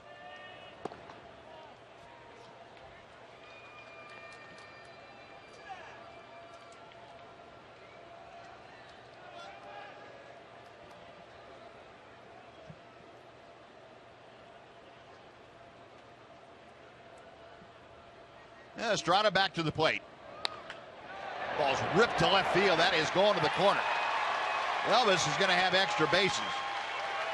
Revere gets the ball back in. Elvis with a ringing double is in scoring position with 2 outs. His 24th double of the year. Man, I love the new Elvis. That's what I'll start calling him, the new Elvis. He's getting pitches and he's not missing very often. He's driving the ball into the gap, down the lines for doubles. This is the kind of player he can be on a consistent basis. I think this is probably the longest that I've seen him hit with this much authority in his entire time in the big leagues. I would agree with you on that, Mac. He's probably up to about 150, 160 at bats where he's hitting over 300 and driving the ball he hit in the last homestand into the bullpen out there, 415 feet. If this, in fact, is the new Elvis and it stays this way, he's raised it to a different level, that's for sure. And no reason why it can't be if you do it that long. Yep. It's not one of those hot streaks. You know, when you're doing it for 150 at bats, that's not being hot. That means you found something. Yeah, it sure looks like it. Will Venable trying to bring him home. Pickoff play at second and just back in under the tag by Goins. You got to slap a tag down, boy. Break your wrist with that tag. Oh, that's how they used to do it back, you know, when I first came up, you know, especially base stealers. You'd come in and they would just pop your ankle or your wrist. Bert Campaneris used to get on first base with Mike Hargrove. Mike Hargrove whacked that ankle so hard it can't be walk off after those games. He'd walk home limping after those things. He'd look at Mike and Mike just look right at him. You know, the other thing about Elvis, that pitch he just hit was a changeup, and before that was the one pitch that he could pull to left field like that, but now he's pulling a fastball. You throw him a fastball in there and he's still able to drive it to left field. In the past, most of those balls went to right field, and a lot of them were just soft line drives. Estrada ready for the 1-1 pitch. Now a ball and 2 strikes. Venable rounded out to second, his first time to the plate. Rangers a run on 4 hits this afternoon. Elvis Andrus, the latest hit, is double, the first extra base hit for the Rangers today. Venable trying to bring him home. 1-2 coming from Estrada. Got him swinging. Estrada with his 5th strikeout, and the Rangers strand a runner after a base hit. We have finished 4 at Globe Life Park in Arlington. Rangers 1, Blue Jays nothing.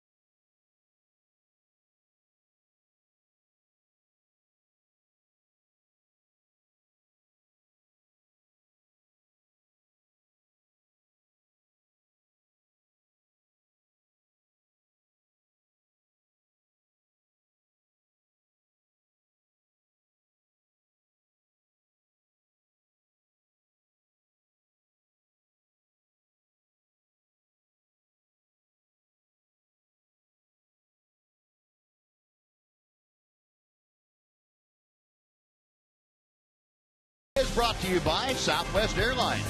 Book your low fare now at southwest.com. And by Mazda. In every car we make, you'll see why driving matters.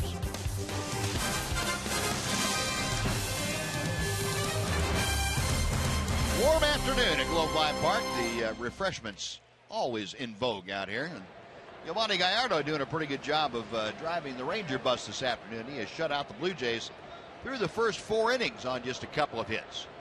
He will face Ben Revere to start off the 5th. And the first breaking ball is a bit low for ball 1. Revere on a base hit to center field, his first time to the plate.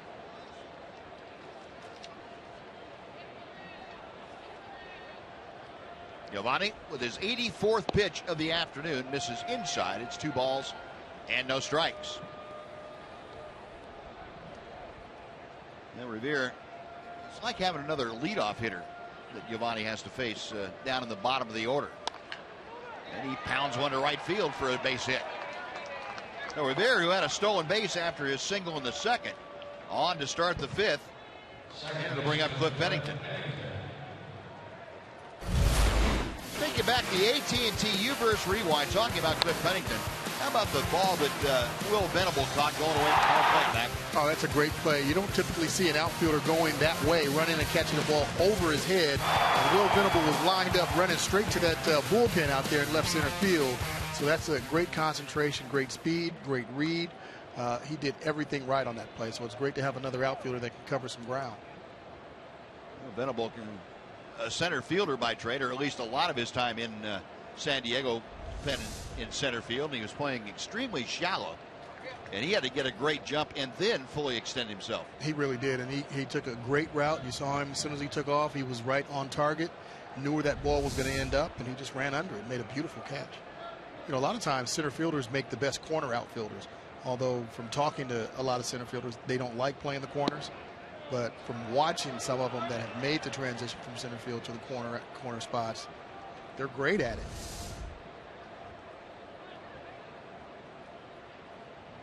Looking a little bit like the Red Baron there, laying out like that. Sure does. I'll be getting a text from him here in a minute, I'm sure. Russ is going to say, I thought you were never going to mention that. Took you long enough. Oh, nice try. Out of play down the left field line. The ball girl making a leaping attempt, but came up a little short. If she caught that ball, that would have been the catch of the year by a ball girl around Major League Baseball. That's for sure. Our girls take a back seat to no one. She got a great jump on this. What?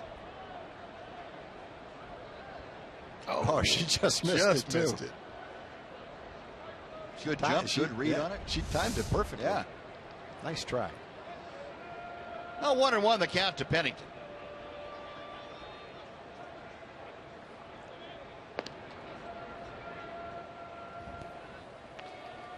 Revere, as we mentioned, his first stolen base as a Blue Jay back in the 2nd inning. His 25th stolen base overall.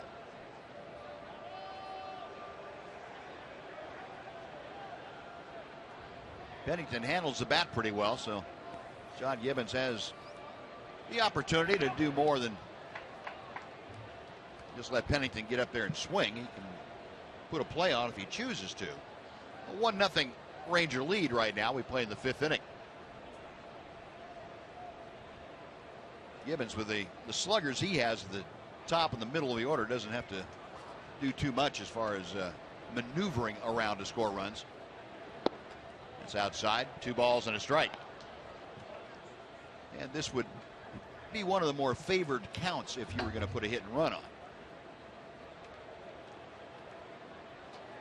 You know, this is a situation, hit and run situation, like you said, Buzz.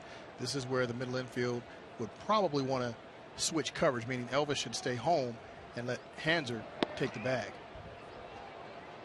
No action there. Revere staying put, and the pitch is high and away. 3 balls and a strike. Now Pennington hitting 8th in the order. Ryan Goins, the shortstop, waiting in that on-deck circle. Yovani Gallardo getting ready for his 90th pitch of the afternoon. Runner on the move. The pitch is lined to right field. Throw it to first. Chu has a play to double him up. The throw to first. Got him. That's turning 2. A 9-3 double play. And that erases Ben Revere. There's no way he would have thrown it to first if he didn't hear me yell either. No. You're exactly right. I think it he was would have all lobbed you. it into second. You're right. You're right. I think you got Revere too. You know, Thanks, unique Revere. There you go. Here. Thanks. I'm glad you're up here to say that. You look at Elvis. Elvis makes the play here. Elvis does a decoy on him. Did he? Revere, yeah, he did. He acted like he was turning a double play, and Revere just stood up, didn't know where the ball was, couldn't find it, and that's all it takes. Just that little bit of hesitation, and you can pretty much double that runner up if that ball's hit the center field or right field. Kind of tough to do it, throw it all the way from left field. There goes the runner. Alberto gets it, fakes it like he's throwing a short. Look at Elvis. There it is. Beautiful.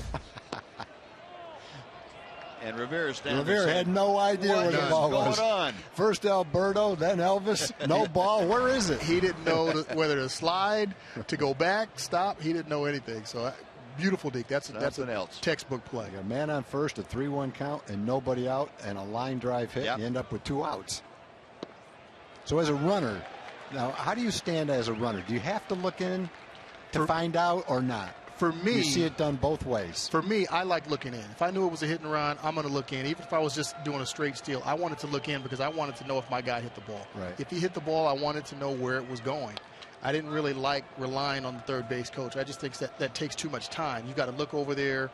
He's trying to find the ball, and then he's got to look at you. That just takes too much time. So I always relied on myself. So I take my first few steps and look in. And how much does it take away from your speed and how fast you get to second if you look in? I think if it does, it's probably not something that's measurable, really, to be honest, because it's just a quick look. And you've got to realize who's hitting behind you as well if it's not a hit and run. Like Pudge hit behind me a lot. I always had to look because he was swinging. Right. So. Yeah.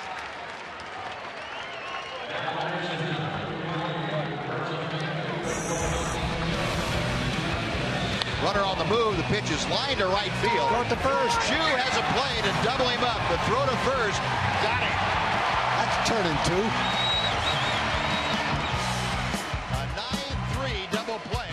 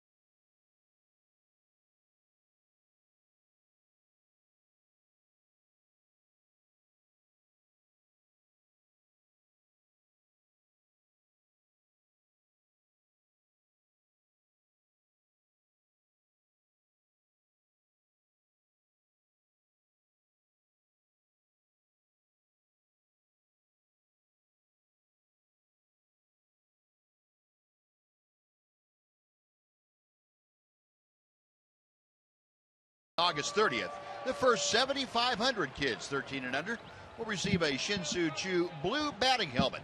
That's sponsored by Dairy Queen. Head on over to TexasRangers.com or call 972-RANGERS to get your tickets for Sunday.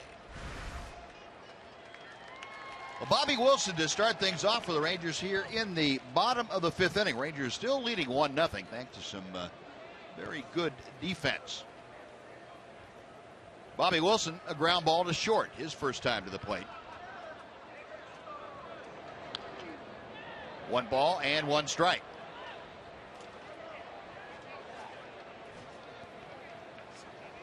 Bobby came over on that waiver claim from the Tampa Bay Rays right on the 31st of July. He was hitting 145 at the time with the Rays in his second stint this year at the big league level. 2-1. Bobby Wilson and Chris Jimenez have done a whale of a job filling in for Carlos Corporan and Robinson Chirinos. And updates on Corporan. Carlos out on a rehab assignment again. 2-2 in the foul ball. Corporan, you remember, went out on a rehab assignment about a month ago, and a little bit less than that, and had to shut it down. He came up with more soreness in that thumb, so going back out this time, hopefully won't have a recurrence. And Robinson Chirinos still a little bit away from getting back into action. Donaldson on the run, throws out Bobby Wilson, one away. Let's go down and check in with Emily Jones. Guys, Hanser Alberto getting some increased playing time with the injury to Rougned Odor. He is one of those guys that spent extended time in the minor leagues, now back up in the bigs. Says it's all about his mental approach. I got my head in a good spot, so I know I understand everything around here. So I just, take that for learning, take the opportunity to learning, take any decision to learning, and try to put myself better in a better position, learning everything, try to be better in everything, and just put the work in. And learning what it's like to get robbed. That was a great catch made out there in left field by Hanser Alberto with a good mental approach his time back here in the bigs, guys. All right, Emily, thank you. Yeah, and Hanser Alberto learning that Ben Revere covers a lot of ground.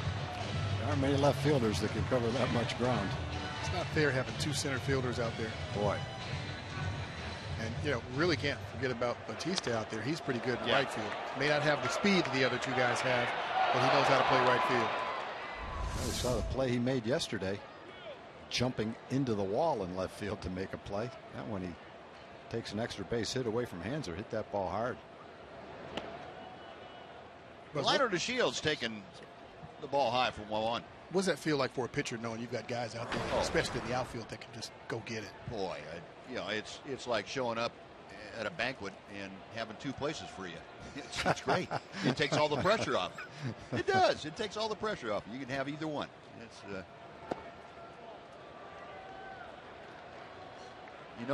next time I'm at a banquet with you, Ben, I'm Steve. Well, you got your name. You got your own name wrong last week. I can at least get your name wrong. I'm gonna have the server bring you 2 steaks. That'd be good. I'd appreciate that. One for Steve and one for Ben. So that would make you Ben. What'd you call yourself? Buzzbus? I don't know. I've forgotten. I don't know what it came out. It was like Buzzbus. Something like that. Might have come out Sam. I don't know. And Delino has been aboard all 3 times now today. 2 walks and a base hit. He's aboard with 2 outs. For Shin-Soo Choo. Before Choo comes up, let's send it over to John Radigan for a Mazda game break.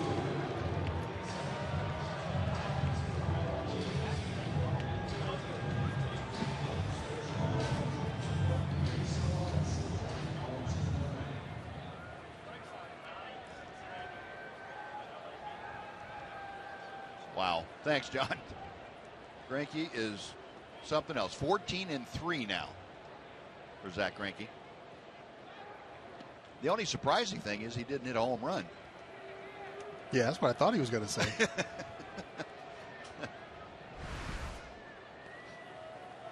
One or fewer earned runs in 18 of 26 starts. That's ridiculous. How did he lose the 3? I don't know. They must get shut out. Yeah, had to have been. Well, the Astros beat him the other day, hit a couple of home runs against him. Choo, as you can see, 0 for 2 this afternoon, a strikeout and a ground out. We're talking about, I called you by the wrong name. Yeah. And I said, big deal, you called yourself by your wrong name. Right. We didn't know exactly what you called yourself. Here it is. Welcome in, everyone, along with Tom Greaves, Steve Busby. Delighted you could join us. Steve's Busby. So, I was feeling bad there until I thought back to that moment.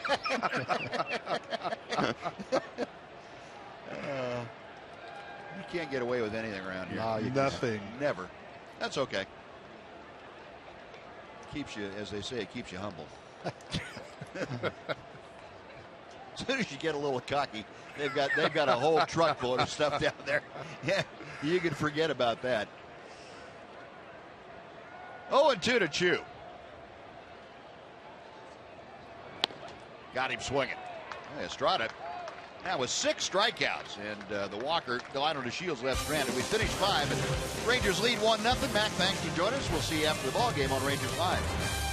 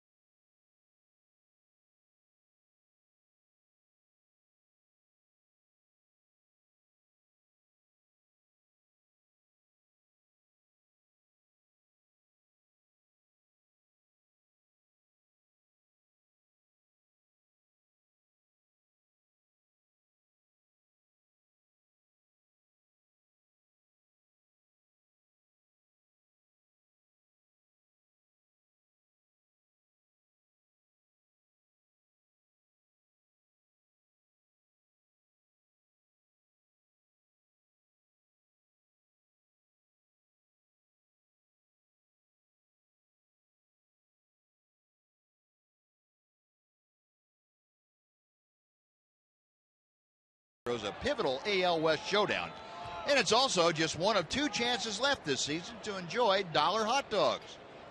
Don't wait to get your tickets for this important matchup. You and your dollar hot dogs and the Rangers and the Astros. TexasRangers.com or 972 Rangers. Top of the order for the Toronto Blue Jays here in the 6th inning. Troy Tulowitzki, Josh Donaldson, and Jose Bautista. Giovanni Gallardo nearing the 100 pitch level. Next pitch will be his 97th of the afternoon. Tulowitzki, ground ball cut off by Beltre. 1 out. No, Tulowitzki, a U-turn heading back to the Toronto dugout. He is 0 for 3.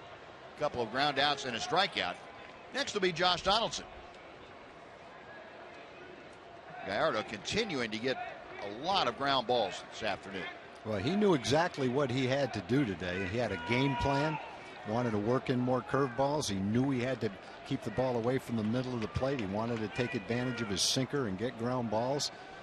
And so far, 5 1/3 innings into this ball game, he's done a very nice job of that. Pitch inside to Donaldson. 1 ball, no strikes. Donaldson 0 for 2. Keone Kela loose and ready if needed in that Ranger bullpen. 2 balls, no strikes. Rangers have done a very good job with Josh Donaldson in this series. He is 1 for 11 now. Has not damaged the Ranger cause at all. Average at 297 as he faces Gallardo. And ball 3 sails high. Donaldson with the advantage in the count. Gallardo has walked 2 this afternoon.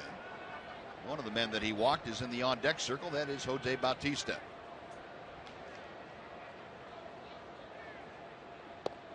Outside, ball 4. A 1-out walk puts Donaldson aboard. Bautista coming up. And this is the part of the game where you really need to be careful. This Toronto club has been pretty well kept under wraps by Gallardo here this afternoon, but you don't want to give them the opportunity. And Jeff Bannister thinking about going out to the mound and then thought better of it. He and Mike Maddox conferring, and now he's going out. And you can understand why. You get the third time through the order, you get Bautista and Encarnacion in a one-run game. Oh, you'd much rather have that fresh arm. Keone Kela, a hard-throwing right-hander, is ready, and that's who's going to come into the ball game. Nice job by Gallardo. Goes 5 1/3 here this afternoon. He leaves with a tying run on base. Jose Bautista at the plate. Keone Kela coming in. We'll take a timeout. We're back right after this on Fox Sports Southwest.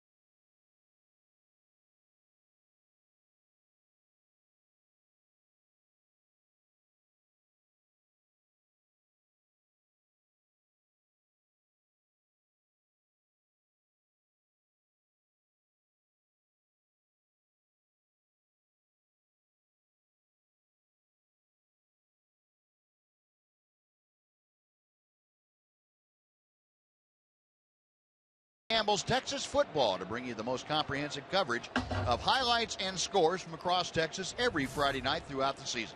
It debuts tomorrow night at 7 p.m. on Fox Sports Southwest Plus and streams on Fox Sports Go. Now the 22-year-old right-hander Keone Kela on now to face Jose Bautista. Josh Donaldson, the runner at first base. Rangers leading 1-0 here in the top of the 6th inning. Pitch low and inside, 2 balls and no strikes. Kela appearing for his 58th time this year. He's 6-5, a 2.79 ERA. Opposition hitting 246, and that opponent's batting average has been coming down. A month ago he was up 270 and has done a lot of good work to get that down to where it is now, but he falls behind Bautista. 3 balls and no strikes.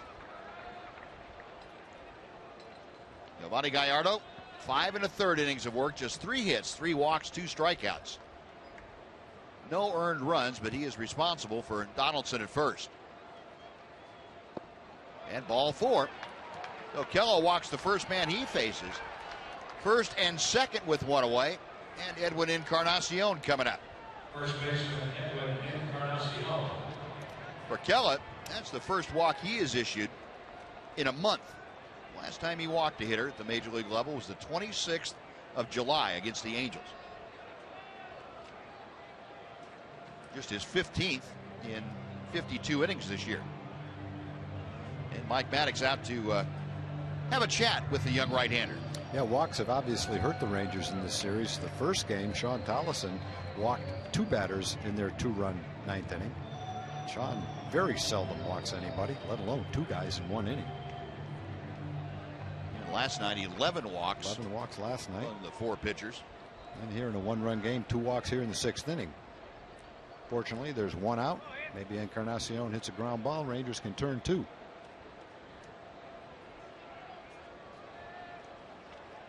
Well, the conference is concluded, And now Encarnacion stepping in. 0 for 2 this afternoon. He has twice grounded out.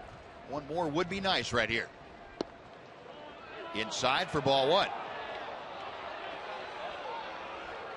And the crowd not real thrilled with the call by home plate umpire Paul Nart.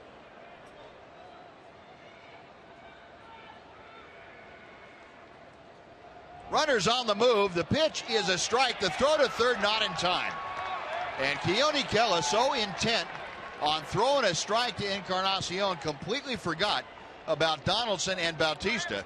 The double steal puts runners at second and third with one away.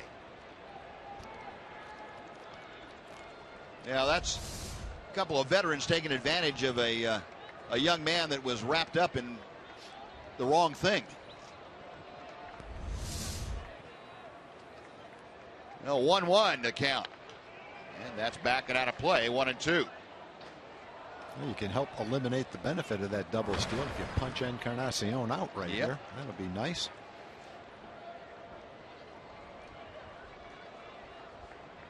Encarnacion a little bit better than the major league average of getting that runner home. Kela back to him, and the pitch is low. 2 balls and 2 strikes. Rangers with 1 out, playing the infield back. Despite having the tying run at third and 1 out. Go-ahead runs out at second. The Rangers don't want to bring the infield all the way in for fear of creating a big inning. 2-2 pitch. 3 balls, 2 strikes. Keone had been spot on command-wise, and today not the case. A little bit erratic, and Bobby Wilson going out there to see if he has the magic words that he can say to his young right-hander. You saw Deoner Navarro waiting in the on-deck circle.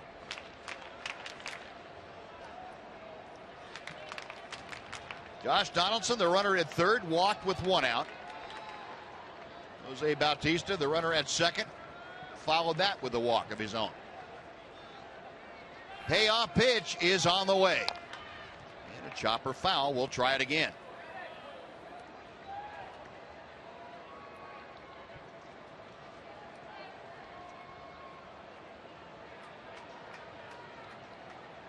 Encarnacion with that 21-game hitting streak on the line here this afternoon. Keone Kela trying to protect that 1-0 lead.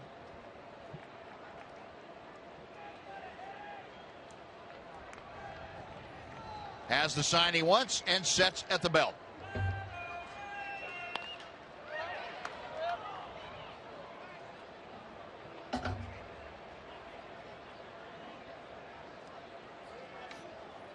Again, the difficulty of this Toronto lineup, the way they're swinging, the first 4 guys, and all bona fide run producers throughout their entire career. They just give you good at-bats, especially in run-producing situations. And another chopper foul. He went with an off-speed pitch, 3-2. Fooled Encarnacion a little bit, but he just got a piece of it. At least you've made him aware of that off-speed pitch. Right. Might affect his swing at a fastball this time.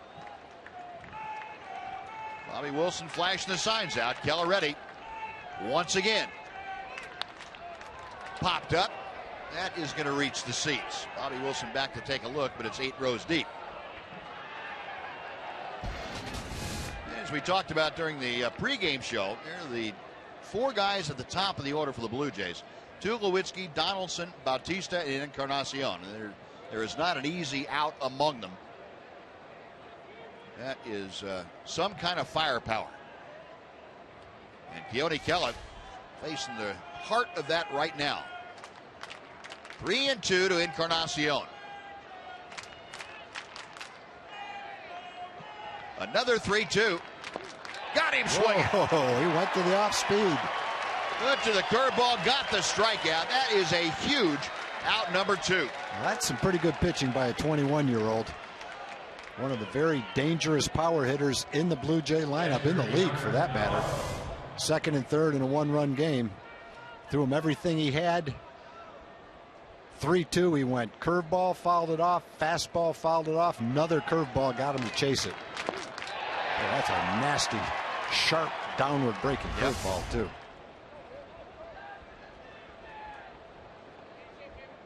Encarnacion gone on strikes. 2 outs. Deoner Navarro will come to the plate. Navarro 0 for 1, or I should say 1 for 1 this afternoon. He has walked and singled.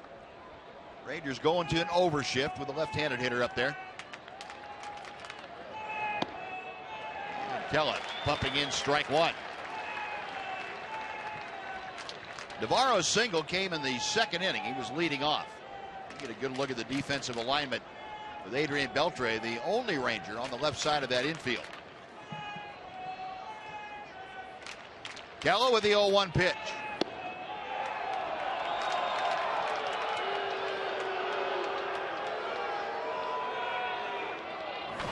The number of umpires seems to be growing here. I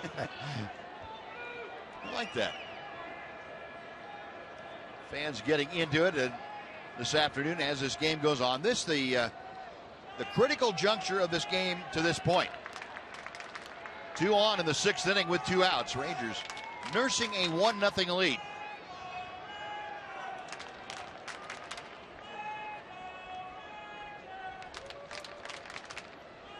Navarro, the veteran catcher, patiently waiting. 1-1 from Kella. 1-2.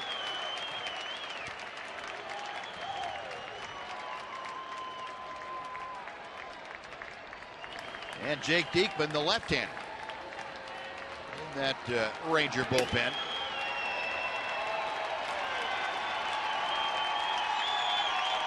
But right now, it's Keller and Navarro, the matchup of importance here. A ball and 2 strikes. Got him swinging. Throw to first to complete the strikeout. And Keone Kella punches out Encarnacion, and Navarro, the threat, is alleviated. No runs, no hits, 2 left after 5.5. Rangers leading 1-0.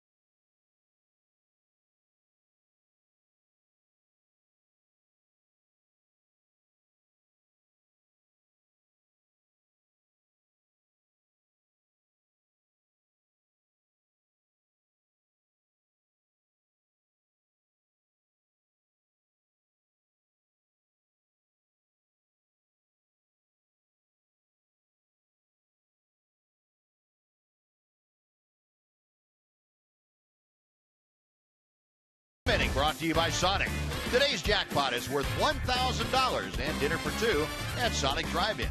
If a Ranger hits a home run during this inning, Yvonne Harkness from Tom Bean, Texas will win $1,000. And if a Ranger hits a grand slam this inning, Yvonne is going to take home $25,000 to Tom Bean, Texas.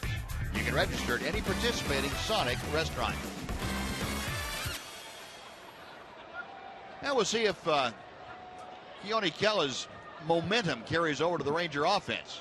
Keone came in, got a couple of huge strikeouts to end the threat in the sixth. And Prince Fielder will start things off for the Rangers here in the bottom of the sixth. Prince 0 for 2 with a couple of strikeouts. 0-1. Marco Estrada today has really been tough on the left-handed hitters for the Rangers. Chu and Fielder combined have gone 0 for 5 with 4 strikeouts.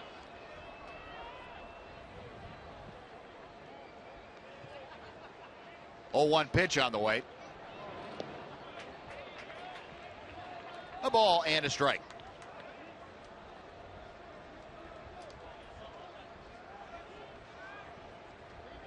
Liam Hendricks, who we saw here night before last, loosening in the Toronto bullpen.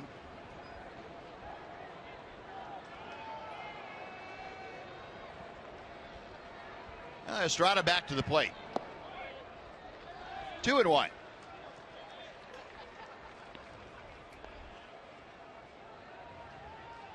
Prince went down swinging in both the first and third innings.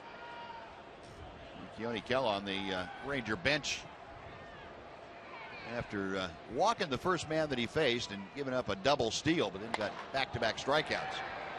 Fielder, it's a towering pop fly, shallow left. Into foul territory goes Josh Donaldson for out number 1. Next will be Adrian Beltre. Marco Estrada, after giving up the 1 run in the first inning, is really not giving the Rangers much to work with. Rangers have had just 2 other hits and a walk since that first inning. Beltre had a single in the first. He had the first Ranger hit of the afternoon. Estrada changing speeds very effectively.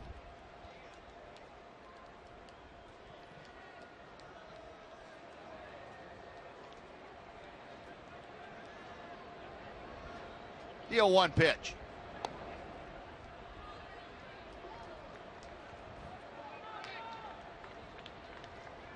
Ranger rehab news. We told you about Carlos Corporan getting back on the rehab trail, getting some work in.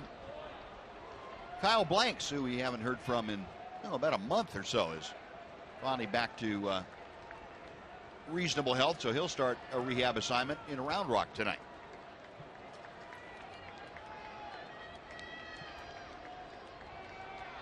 One ball, 2 strikes, the count to Beltre.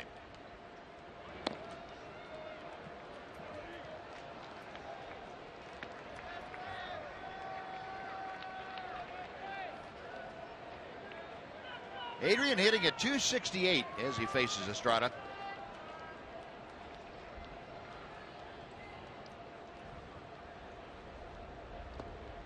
And the count is full. So Beltre trying to get aboard with 1 out here in the 6th inning. Mitch Moreland, the Ranger first baseman, in the on-deck circle. Estrada has walked 2. He has struck out 6 through the first 5 1/3. Payoff pitch to Beltre. 1 on and 1 out for Moreland.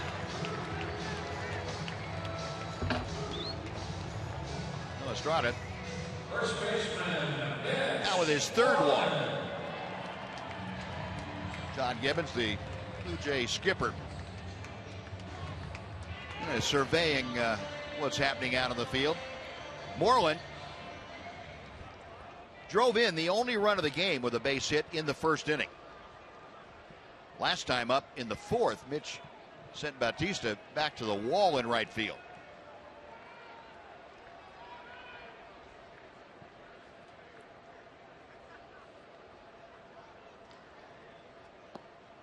The first pitch to him here is a bit low for ball 1.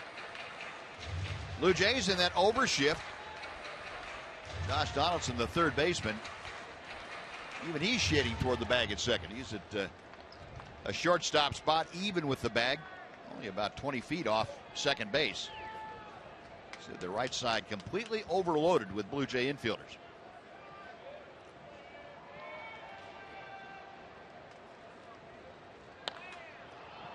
Popped up. Coming over, Donaldson through the coach's box. Makes the catch. And that is out number 2. Boy, Donaldson had about 120 feet to come for that pop fly, but able to get there in time. And now Elvis Andrus will come up. Yeah, it's generally a pretty easy play for the third baseman, but not when he's starting out where he is.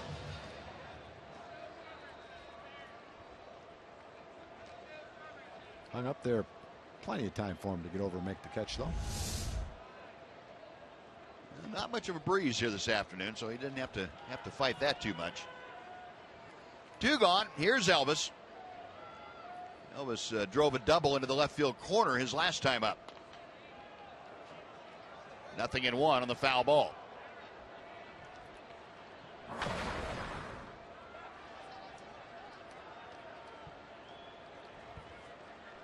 .258 average for the Rangers shortstop. Trying to pick up Beltre, who's at first base.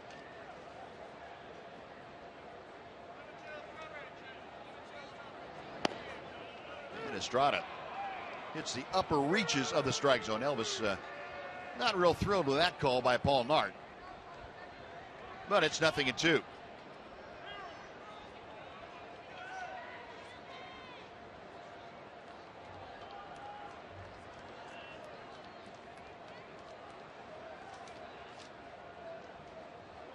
Estrada okays the sign and check of first.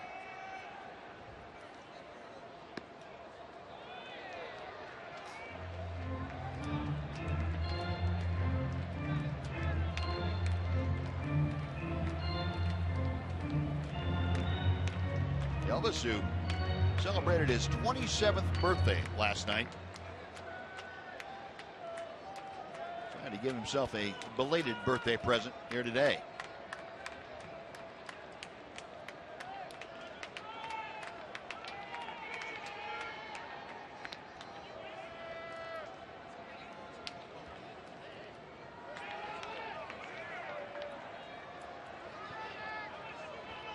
Marco Estrada just over the 100 pitch level. His next pitch will be his 105th of the afternoon. He is set. And Elvis lofts a fly ball to right. Bautista was playing toward the line and in foul territory. Makes the catch, and that will do it. Rangers can't do anything with the walk to Beltre. They strand their 4th runner of the afternoon. We're going to the 7th. It's the Rangers 1, the Blue Jays 0 on Fox Sports Southwest.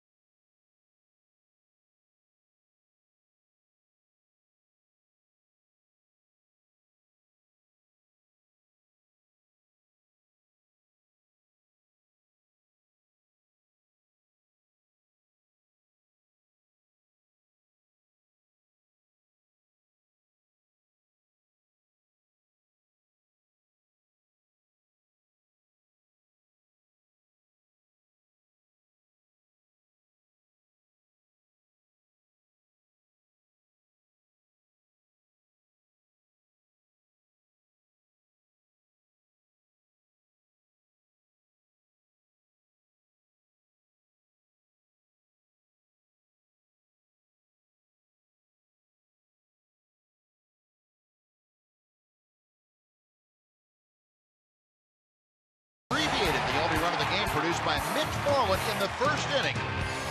As he drove home the only run of the ball game. Great defense drove Venable. A diving catch in the second inning, taking extra bases away from Cliff Pennington. And Keone Kellen, the biggest moment of the game, came in and struck out both Encarnacion and Navarro to end the threat the Blue Jays had mounted in the sixth. Now we go on to the seventh inning, and Jake Diekman, hard-throwing left-hander, will enter the ball game, and he will face Pilar, Revere, and Pennington. Jake, in his 14th outing for the Rangers this year, well, he has fit in very nicely at the tail end of that bullpen, coming from the left side. He and Sam Dyson, the two newest additions. And Diekman with the league hitting just 136 against him. Coming over from Philadelphia in the Cole Hamels trade. Yeah, most of that earned run average and most of that batting average came in that one game in Minnesota, didn't it? Yeah. He gave up at least a couple of hits in that game and 1 or 2 runs, I think. 2 hits and 2 runs in that one. Then he gave up 1 more run against Tampa Bay here. And that's been it. Those are the only 2 times that he has been scored upon as a Ranger. On here to face Kevin Pilar, who to start things off. Rangers leading 1-0 in the top of the 7th inning. And first pitch is high for ball 1.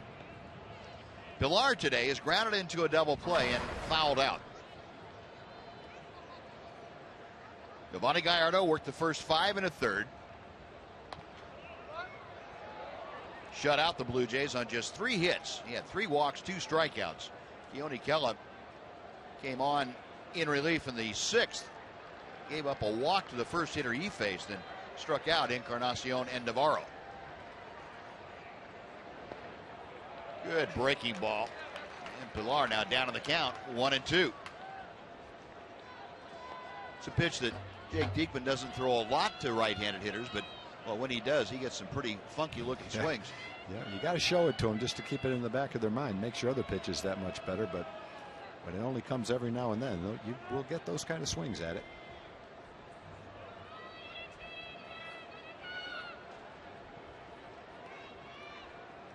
Diekman, the 28-year-old out of Wymore, Nebraska. Originally a 30th round pick by the Phillies out of junior college.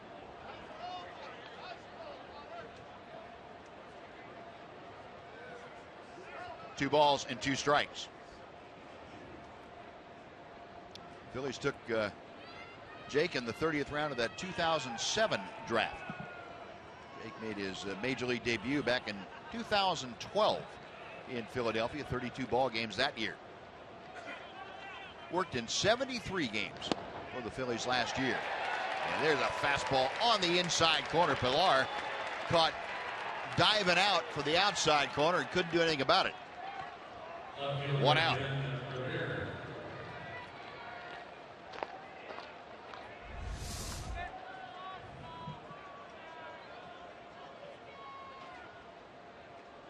Yeah, right there, right on the borderline strike.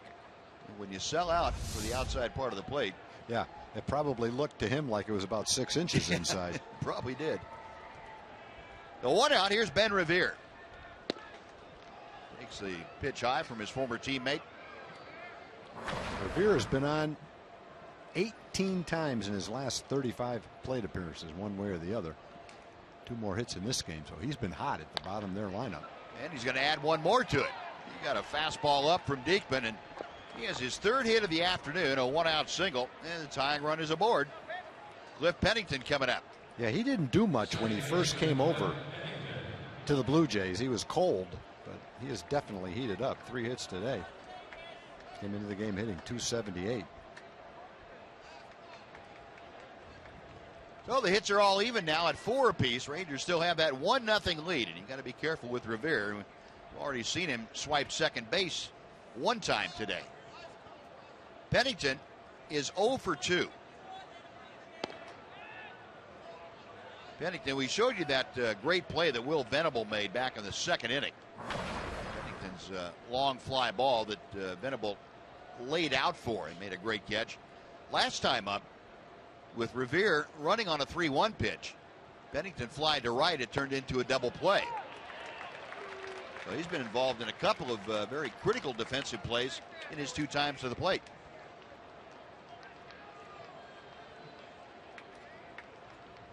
1 ball, 1 strike the count. Rangers captain having a great time with that young one. Apparently that youngster wasn't afraid of horses.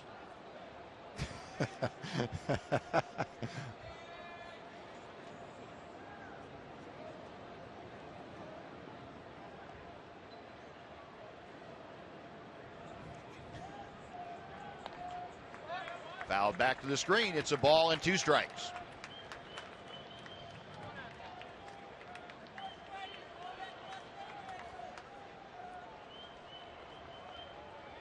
Ranger fans remember Cliff Pennington from his time with the Oakland A's.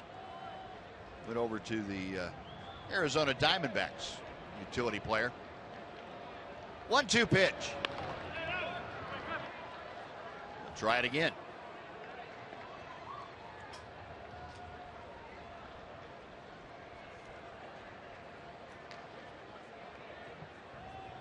Diekman in his last 4 outings, covering 3 1/3 innings, has allowed a grand total of 1 hit. To say he's been overpowering might be an understatement. Matter of fact, I'm going to go out on a limb and say it is an understatement, because he has just been lights out. LaTroy Hawkins has joined Liam Hendricks in the Toronto pen. Oh, just close. Inside. Not quite, a little bit inside. 2-2. And Sam Dyson from the right side getting loose.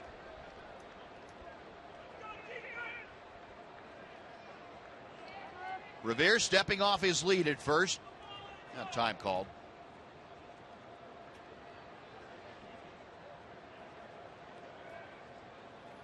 Jake Diekman trying to protect that 1-0 Ranger lead. 3-2. Now Pennington hitting 8th to be followed by Ryan Goins, the shortstop. We'll see if John Gibbons turns Revere loose again. He's on the move. The pitch is fouled away. We told you the last time that this tandem worked with the 3-ball count. Revere was off and moving. It turned into a double play on a fly ball to right. I don't think Ben Revere is going to be watching Elvis Andrus if the ball's hit someplace to tell him where to go. Elvis completely decoyed him into thinking it was a double play grounder. Well, the next time he'll deke him, he'll stop, and Elvis will catch the ball. The ball will be on his way to him. Yeah. Revere again moving, and the pitch fouled away to the right. Bill Pennington doing what he can to spoil some 2-strike pitches from Jake Diekman.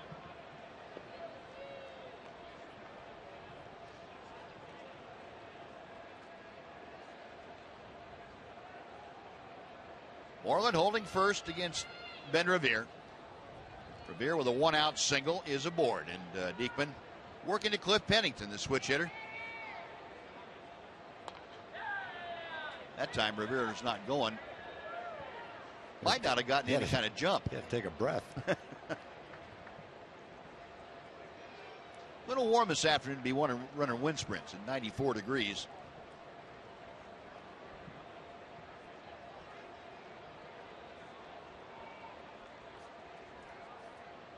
Jake Diekman again ready. And he misses high, ball 4. Well, Pennington wins that at bat, a long at bat with Diekman. A walk puts runners at first and second with 1 out. And Ryan Goins coming up. And Mike Maddox is going to head out to the mound.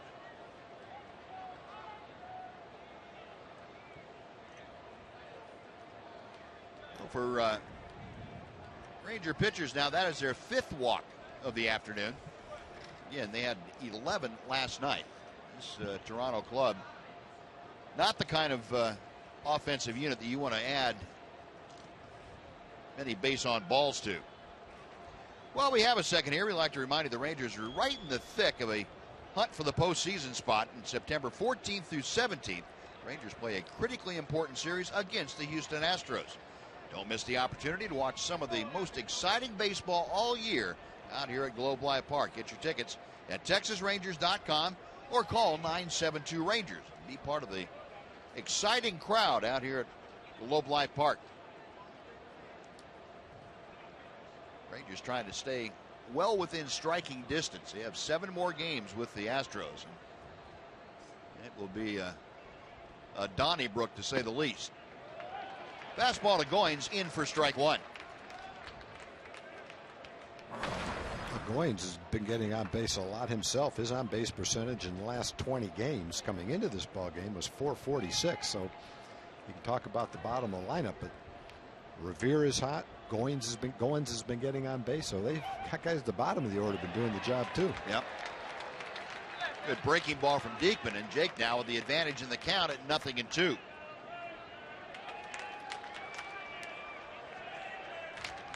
Goins a fly ball to left to Tapper back to the mound. Hitting at 229. You got Revere at second base, Cliff Pennington at first. Just able to check his swing. 1-2.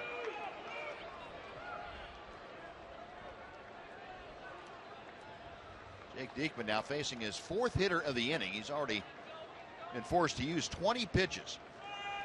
Revere had a base hit with 1 out. Cliff Pennington walked after that base hit. 2 balls, 2 strikes.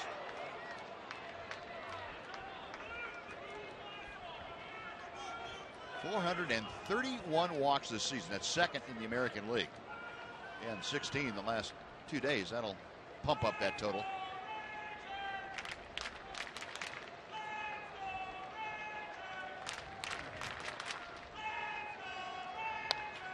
Ground ball, base hit to left field. Rivera is going to be held to third. Venable gets the ball back in. And with that base hit now, the Blue Jays have loaded the bases with 1 out, and Troy Tulowitzki coming up. And I believe you're going to see Jeff Bannister coming out to the mound. He is on his way, and looks like we're going to have a Sam Dyson, Troy Tulowitzki matchup. That is who the skipper wants to bring in. So Dyson will come on. He will inherit a bases loaded 1 out situation in the top of the 7th inning, the top of the Blue Jay order. Troy Tulowitzki will be the man he faces. So Dyson coming on. Diekman finished for the afternoon. We'll take a timeout for this pitching change. We're back to Globe Life Park right after this.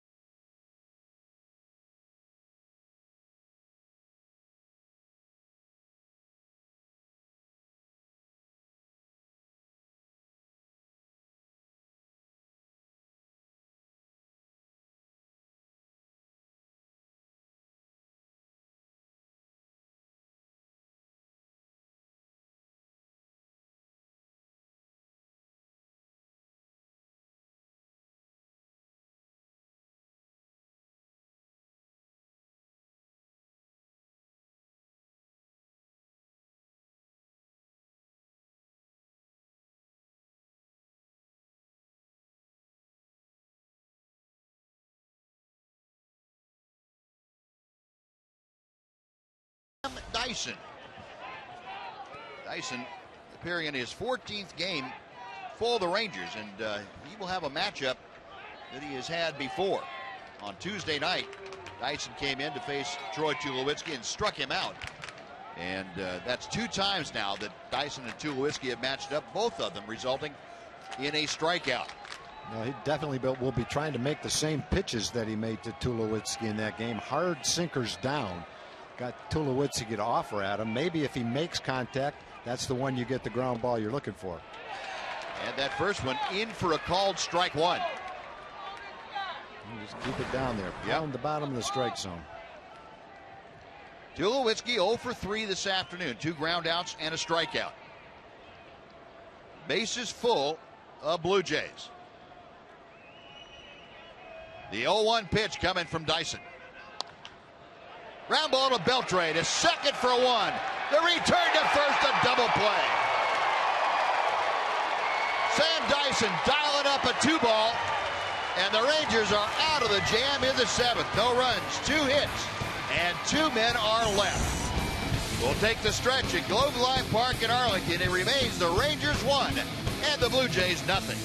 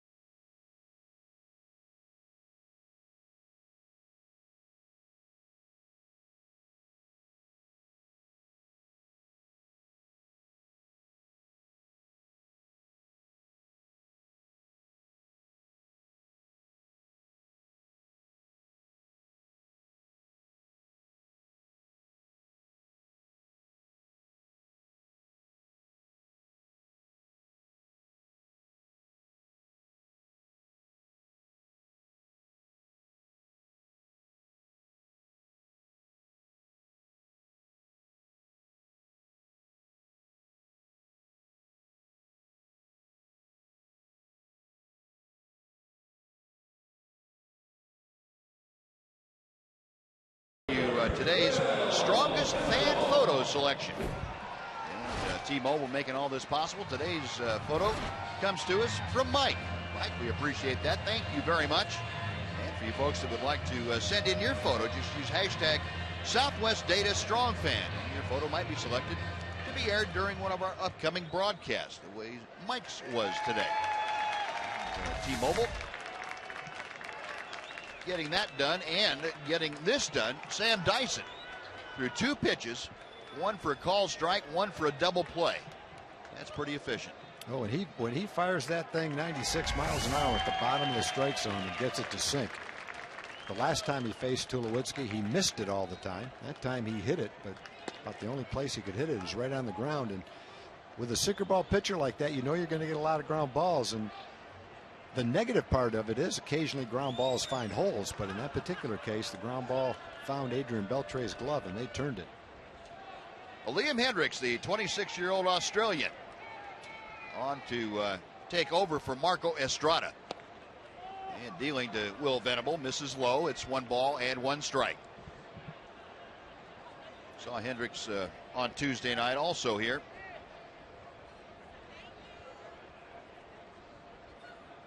Venable 0 for 2 this afternoon. He has grounded out and struck out. 1 ball, 2 strikes.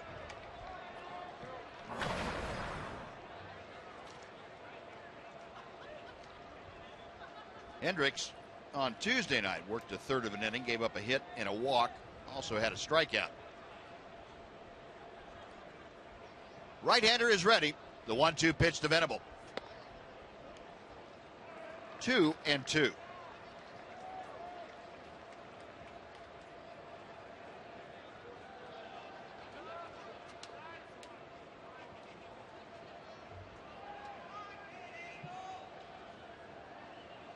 Venable waiting on Hendricks. Slapped the other way by Donaldson into left field. And Will Venable aboard to start off the Rangers' 7th inning. And before Bobby Wilson comes up, let's send it over to John Radigan for a Mazda game break. Catcher, Bobby Wilson.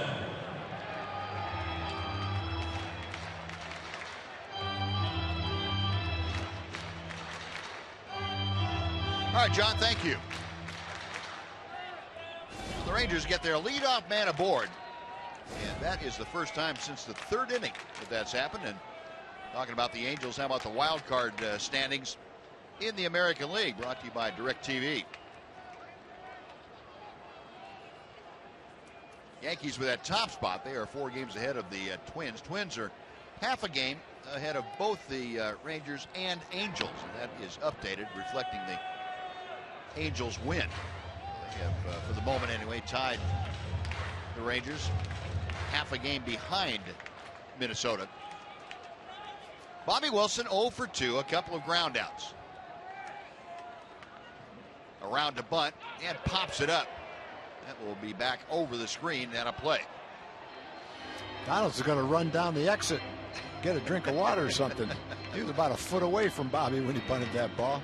Boy, if you really could handle the bat, you could just kind of pull a ground ball, you'd hit it right by him. Won't take him long to get into the picture. You can see how close he was trying to get that bunt and get the force out at second base. Paul Narth, the home plate umpire, took his mask off and had to get out of the way. Donaldson was going to run him over. Someone needed CPR in the front row, and Donaldson's the only one that could do it. Oh, Venable is caught leaning. Trying to get a jump to second, and Will Venable caught on the pickoff. That was a quick move to first, and an accurate throw. Perfect throw. Yep.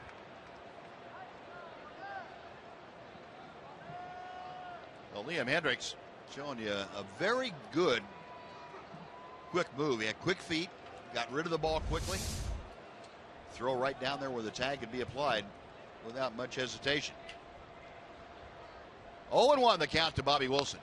And he pulls one foul down the left side. 0-2.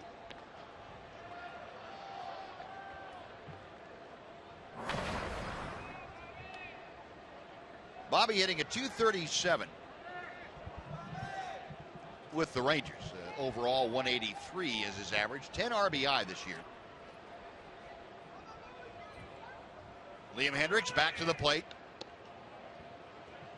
1 ball, 2 strikes.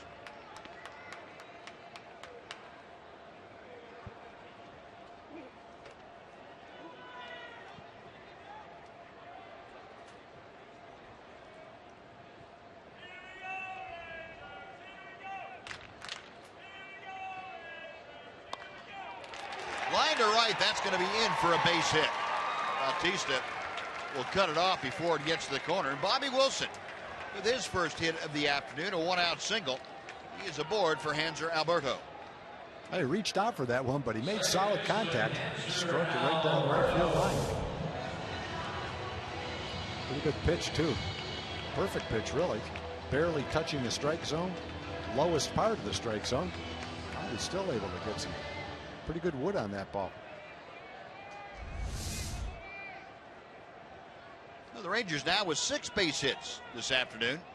1 on, 1 out. Hanser Alberto is 0 for 2. A strikeout, a fly ball to left. And Hanser, as we've become accustomed to seeing, swinging at that first pitch, the first fastball he saw. 0-1. Hanser batting at .226 now after his 0 for 2. Alberto at AAA this year in 2 stints hit .310. Out of play. He was sent down on the 4th of July, and he went down there and really got hot. He had a 14-game hitting streak in the next 39 games.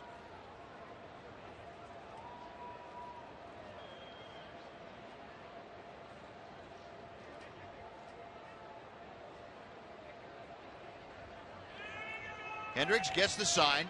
He's ready for the 0-2 pitch.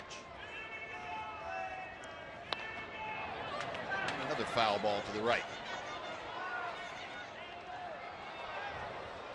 Liam Hendricks, mentioned an Australian, born in Perth, Australia. Originally signed by the Minnesota Twins, made his major league debut back in 2011. Twins signed him in 2007. Spent last year splitting time between the Blue Jays and Kansas City. And Alberto waiting on that breaking ball, pulls it through the hole for a base hit. Yeah, he's kind of pounding him with a fastball, threw something slow. Even though Hanser had to reach out for it, just like Bobby did, he still got enough wood on it to drive it into left field for a base hit. Looked like a curveball. Pretty good pitch, too, just like the one to Bobby Wilson. Down and out of the strike zone. And Hanser, very similar kind of swing. Reached out and stroked it into left field. So 2 pretty nice singles on 2 pretty good pitches from Liam Hendricks. Hendricks has to say, man, I'm making the exact pitches I want to make, and they're still hitting them. Well, he's going to get a new baseball. That probably is, in his mind, the problem. It's the ball. So I'm going to get a new one. See if we can deal with that. 2 on with 1 out. Top of the order now. Delino to Shields. Delino has been on all 3 times this afternoon. 2 walks and a single. Rangers looking to add on to their 1-0 lead.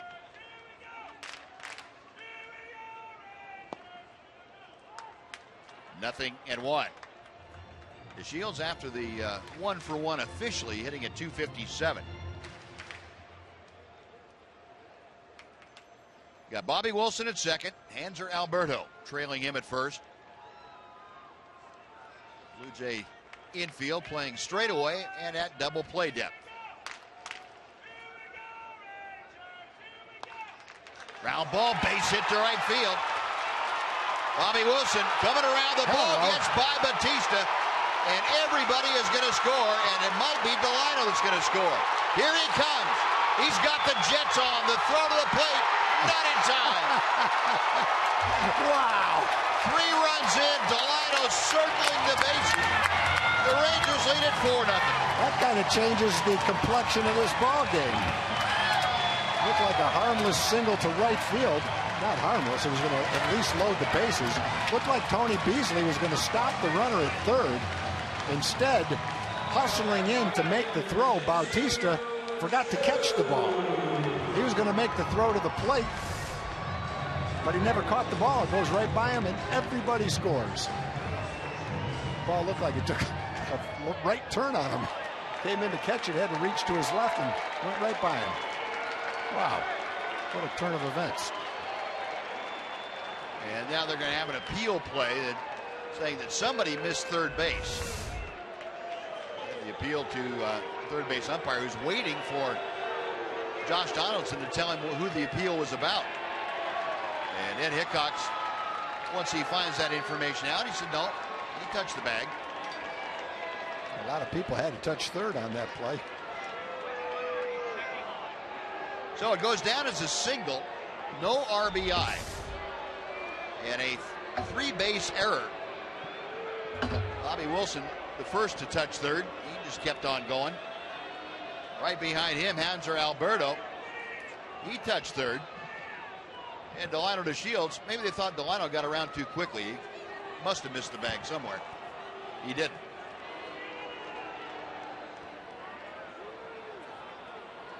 No, now there's going to be a review, a challenge. And we'll wait on word about what this challenge is about. I'm not really sure what John Gibbons wants the umpires to review.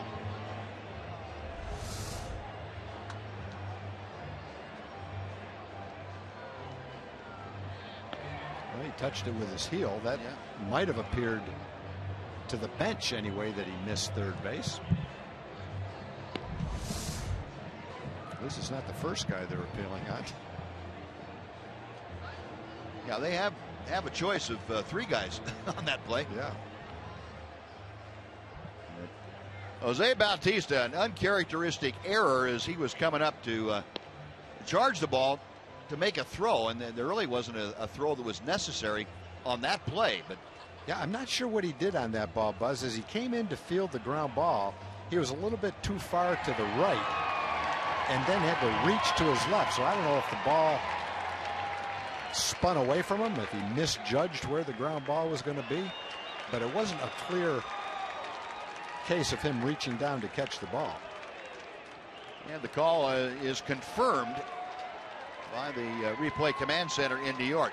Yeah, you know, sometimes, Tom, and I know you've seen this happen too, that the grain of the grass will get the ball wobbling back and forth a little bit. Yeah, the way it's cut, it could do that. So, in any event, Rangers score 3 on that play, and they have a 4-0 lead. And Delino to Shields. Well, it's fun to watch him run when he gets going. Well, right here, there aren't many guys in the league that can go from second to home faster than he just did. That was an exciting play. Yep. That got the crowd going. And it got the Rangers going, too. They were very big insurance runs. They now lead 4-0. And Shin-Soo Choo, with a count of 2 balls and no strikes, takes strike 1.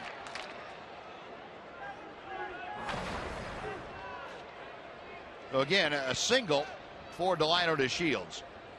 No RBI. All 3 runners advance on the error charged to Jose Bautista. 2-2 to Choo.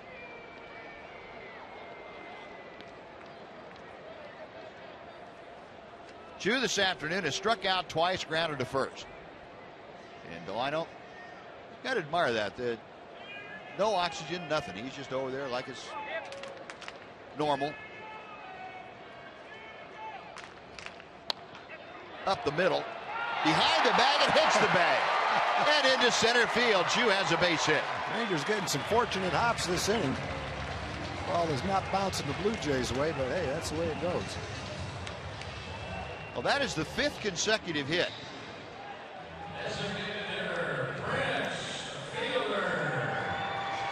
Shin-Soo Choo is saying, well, it's about time. Well, look at the ball he hit to make the last out of the game last night. He hit a bullet right at the first baseman. Now he hits a ground ball. Looked like it was going to be an out. Whoops.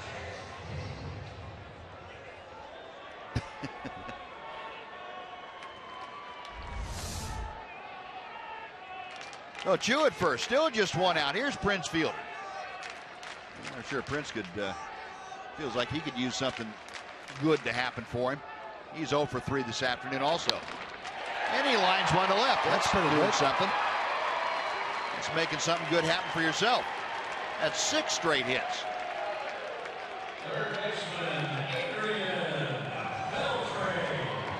Let's go back to that play that Jose Bautista missed. He had his glove down. The ball went to his left, our right of the glove. It's not like it went underneath his glove or he took a hop and it went over his glove. He put his glove down and the ball was to the left of his glove. He just missed it. And it could have been a little bit earlier that ball looked like it was coming straight to him, and because of the grain veered a little bit to the right. Tough to say. Or it just could have been he missed it because he was rushing so hard to make the throw home. Tough to say. The ironic part for him was Tony Beasley was holding the runner at third base anyway. Right. So he didn't have to come in to make the throw. Of course, he doesn't know that as he's charging the ball. I got to think that ball veered to the right. Yeah, I think you're right. As far as he missed it. About right there, you're saying, oh, no. Yeah. I remember a game at the old ballpark. Bob Brower was on second base in a tie game in the 9th inning against the Indians, and the pitcher tried to pick him off second. The ball rolled toward Joe Carter, who was playing center field, and the exact same thing happened. That ball looked like it took a right turn by him, and Bobby ended up scoring from second base on that play, the game was over. It was a game-winning play. Yeah, you find fields that are Bermuda primarily, or that kind of grass where where you get a real drain. And here in Anaheim, Houston's is that way. You get that ball wobbling back and forth, and outfielders have to be careful. You can't charge that and expect the ball to come truly to you. You know, the other side of that, Buzz, is that may have been what happened on that play, but I don't remember seeing many ground balls to the outfield do that in this ballpark. Do you? A few. Do you? Yeah, a few. This time of year, especially after the grass has grown for the full growing season, it gets thick, and they keep it pretty low, but there's still enough grain to it. I think it grabs the ball every once in a while. Beltre, look out. Don't try to catch that thing. That bat's broken right in half. It's a worthless souvenir. Guys jumping up like they're going to try to catch that thing.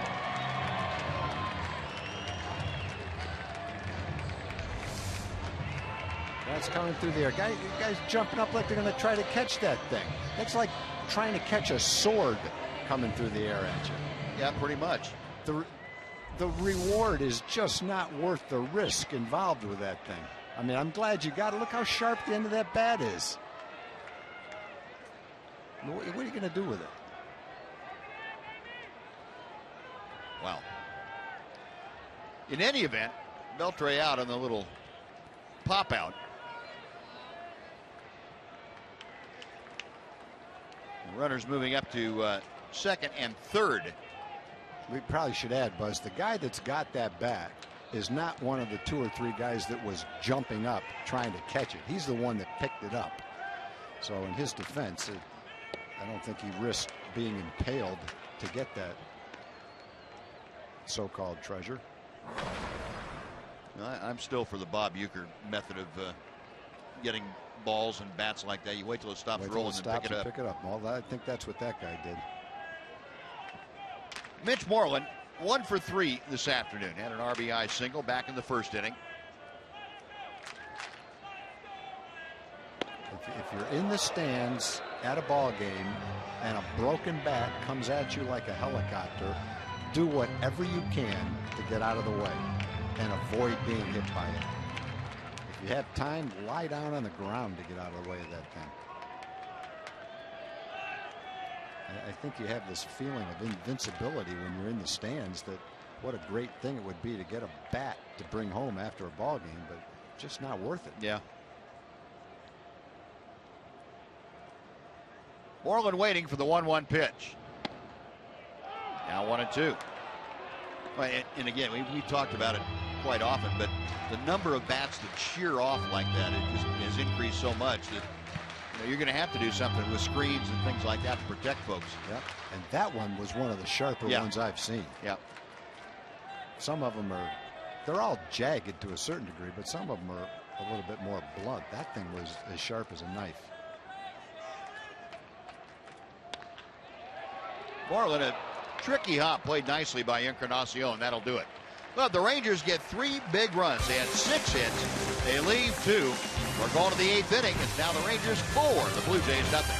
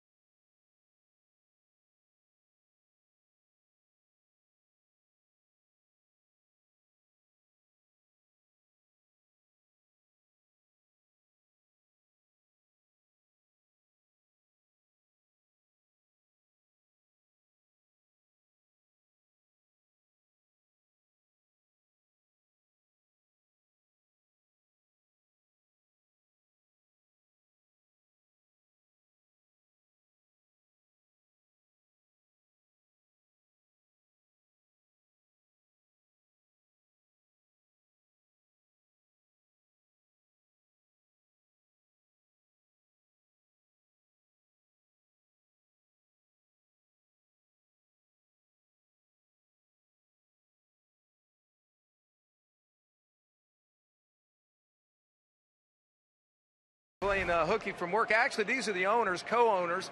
And Randy, what business is this? It's called Texas Air Composites. We're an FAA repair and overhaul facility for commercial and regional airlines. There we go. Well, you brought a few of the guys here, including your top sales guy, Brady. Now, Brady, they took you out to the game because you're their top sales guy. You having a good time? Good day, Noxie. I appreciate that. Thank you very much. And yes, I am having a good time, and it's nice to be recognized. You don't get recognized enough.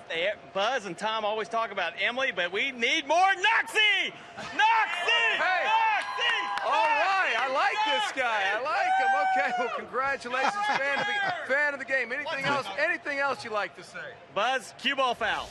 Cue ball foul. Okay, whatever that means, Buzz. Okay, thank you guys. Nice going, Noxie. Those guys are having a great time.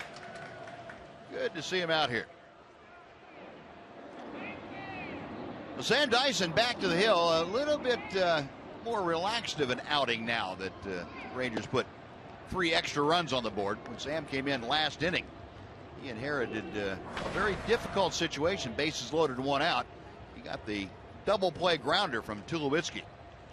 The Rangers leading 4-0 in this case and facing Josh Donaldson, who is 0 for 2 with a walk. 1 ball, 2 strikes.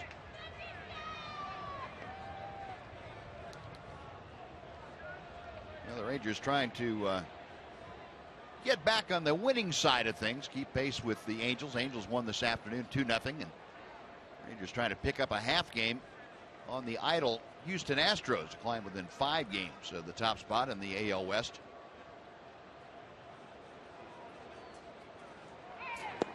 Got him swinging. Dyson with a punch out. 1 gone. Jose Bautista will be next. Boy, Dyson for me would be one of those guys where even though I'd have a pretty good idea of what was coming, it would not be a comfortable at bat. You have a pretty good idea it's going to be low, it's going to be 96 miles an hour, and it's going to be sinking.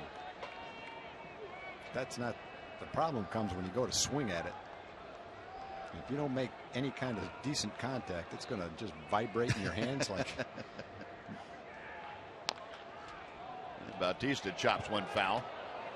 And that last pitch that he got Donaldson on looked like he took a little bit off. So it's a turbo sinker changeup.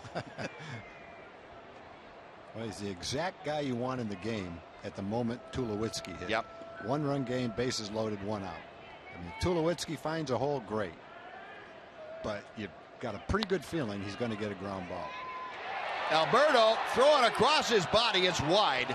And Bautista is going to reach on an infield hit. What a get by Hanser Alberto, and to even get a throw off is remarkable. Yeah, he showed some quickness on that one. That ball was hit pretty hard. And if somehow he could have gotten that ball accurately to first base, he would have really robbed Bautista of a base hit. But that's a difficult assignment. Yeah, there's an example. Okay, you got a 96-mile-an-hour sinker, you put it in play on the ground, you found a hole. That happens. So 1 on, 1 out. Here's Encarnacion. Encarnacion with that hitting streak now on the line. He is 0 for 3 this afternoon. That 21-game hitting streak, the longest active in Major League Baseball right now, and it ties for the longest streak this year. Pretty good idea what it looks like to a hitter. Encarnacion has been hot, and he forces this kind of a swing. That really looked like a left-handed slider. It did, yeah. But you know, he goes to swing at that ball. He thinks it's going to be somewhere in the strike zone, and then he sees what's happening to that ball, so he tries to stop his swing and can't do it. Look where that ball ended up. It's a strike on the outside corner, and he took that bottom hand off. Normally you take the top hand off when you extend your swing. His bottom hand came off. He said, I don't want that contact to break my hand.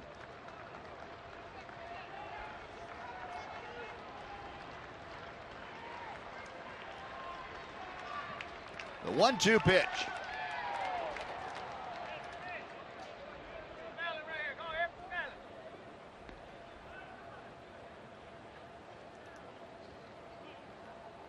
Encarnacion staying alive. A ball and 2 strikes. 1 on, 1 out.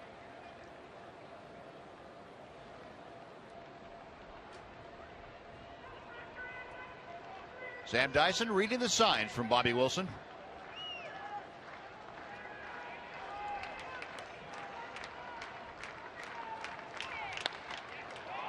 Right center field, and Delino DeShields has to play it on a hop, and it gets by him. It's all the way to the wall. Bautista around third will score. Into second is Encarnacion. He has a 22-game hitting streak, and it is a 4-1 Ranger lead. I'll give Encarnacion some credit coming back from that swing for strike two to line a ball that hard. That ball just ate Delino up out in center field. That ball was hit so hard he thought he was just going to go over, reach down, and catch it. It was hit so hard it went right by him. And the ball had a little movement on it, but it didn't sink. And he squared that one up. Kind of fooled Delino the way it bounced away from him. No, that goes down as a double, the 26th of the year for Encarnacion. And he gets the RBI, his 80th of 2015, and Deanna Navarro takes strike one. Navarro 1 for 2 officially. He has walked and singled. He's also struck out.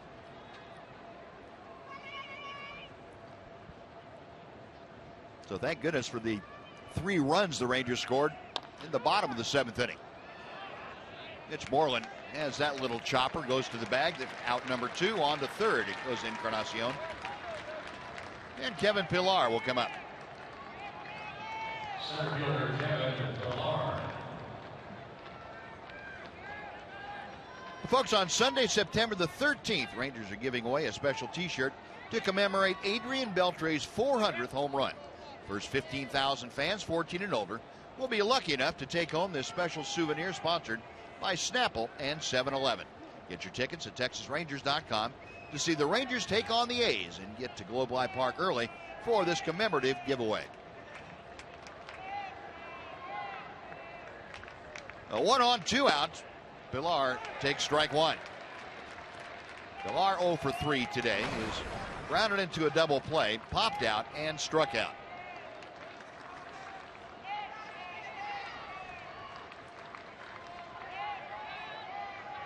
Dyson with the 0-1 pitch.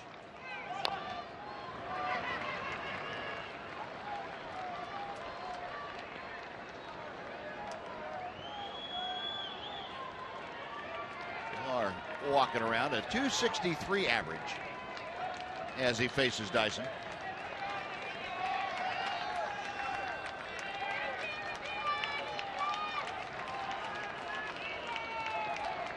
Now Sam set one more time.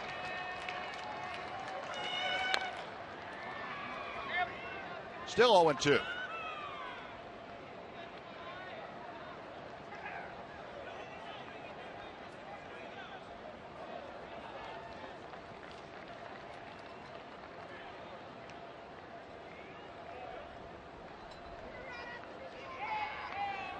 Kevin Pillar with the Blue Jays parts of the 2013 and 2014 season. Played 53 games last year and really established himself this year as their center fielder.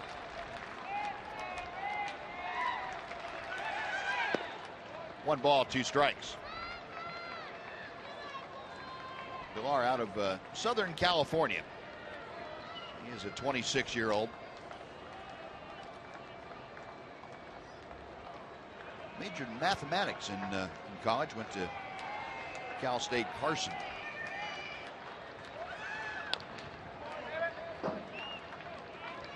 Still 1-2.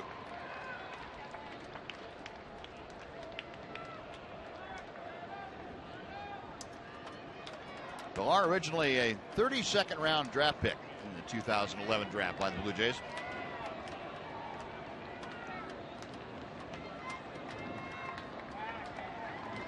Dyson with again the 1-2 pitch.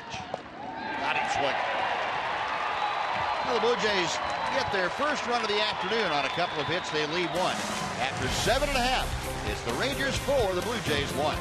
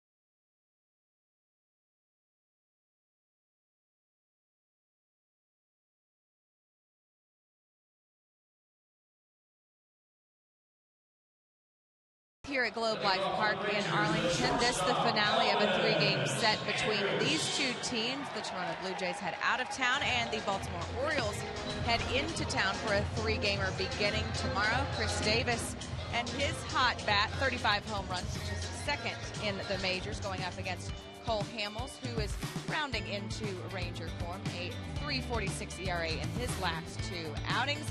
Things get going tomorrow at 7 o'clock here on Fox Sports Southwest. Thanks to the folks at AT&T Uverse for getting us ready, guys. All right, Ann, thank you. Now we head to the bottom of the 8th inning, and LaTroy Hawkins, the extreme veteran right-hander, 40-something-year-old LaTroy, on for his second appearance of this series, his 11th appearance overall for the Blue Jays. And he is dealing to Elvis Andrus to start things off. Elvis takes inside for ball 1. Elvis faced Hawkins the other night, on Tuesday night. Got a base hit to right field against him. Elvis at 258 after going 1 for 3 so far.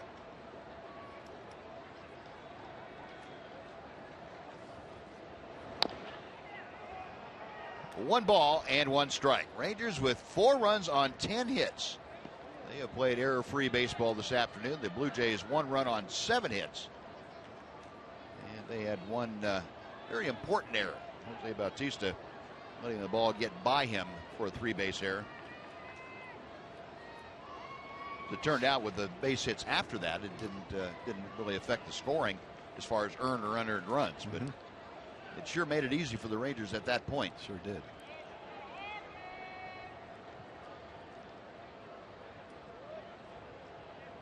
One pitch.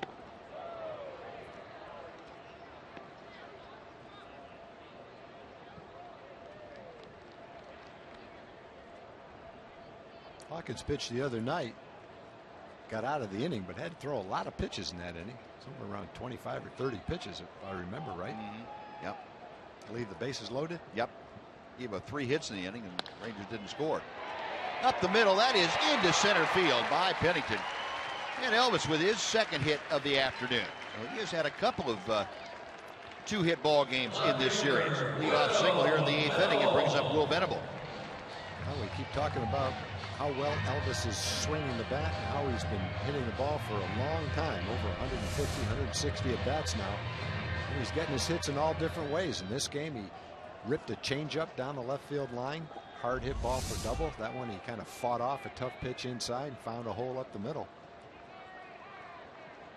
You look at where he's come from when his average was, oh, not in the low 200s, but not much higher than that. He's up to almost to 260 now. Yeah. Right where he should be. And headed higher. Now Will Venable has a base hit in 3 trips. And he is no stranger to LaTroy Hawkins. Venable 3 out of 6 in his career against the right-hander. A home run, a double mixed in those 3 base hits.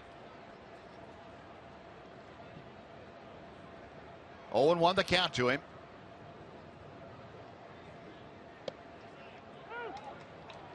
Now 0-2.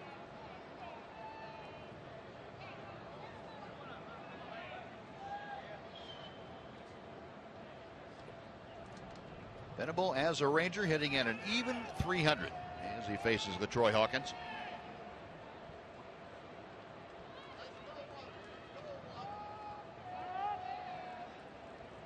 Now time called. Rangers 11 hits this afternoon. They have gotten their hitting shoes on. And they've been that way since the All-Star break, hitting almost 280 as a team. A ball and 2 strikes. In fact, going back to that All-Star break, the Rangers have hit 276 coming into play today. They've been among the American League leaders with that 276 average, good for second. Averaged better than 5 runs per game.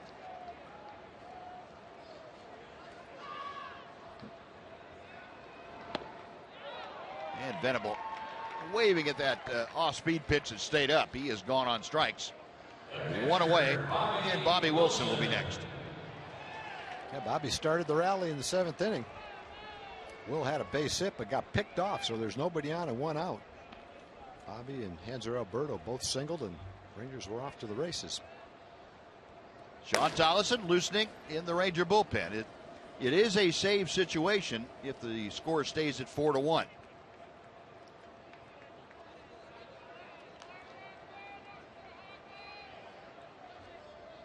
Bobby Wilson now with the average at 256.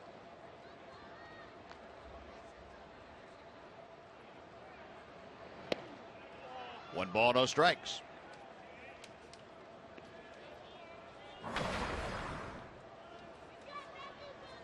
Been a long afternoon behind the plate for Bobby Wilson today. A hot afternoon, muggy afternoon. Temperature in the mid-90s. One of those days that catcher will probably drop 8 or 10 pounds.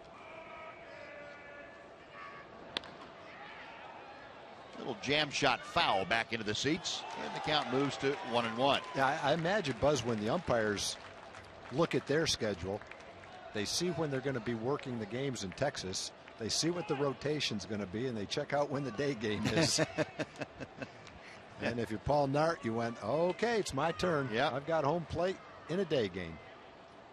Going to have to hydrate really well for the few days beforehand.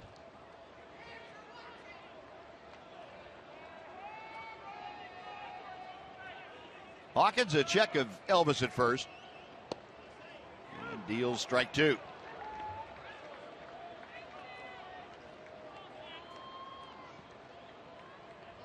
Like you're saying, Tom, the players at least get off the field for half an inning at a time, and umpires can't do that. No, they are stuck out there.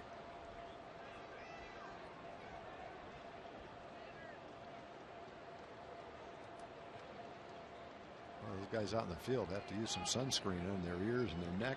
They can't wear a wide brim pad out there to block the sun either. On the move, Elvis Andrus, and he is into second base as the ball got away from Deoner Navarro. So Elvis, with his 12th stolen base of the year, now has himself in scoring position with just 1 out.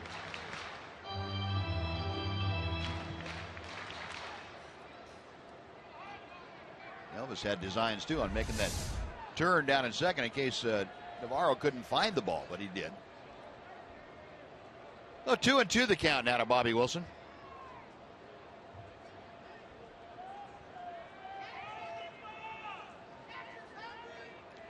Hawkins, a check of Andrus. And Wilson fouls it off to the right. Another area the Rangers have done very well in since the All-Star break, hitting with runners in scoring position. .285 in these situations since that break.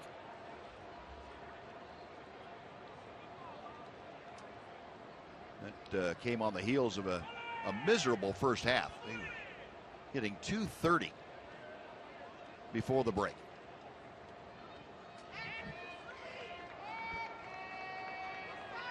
Another 2-2 is on the way.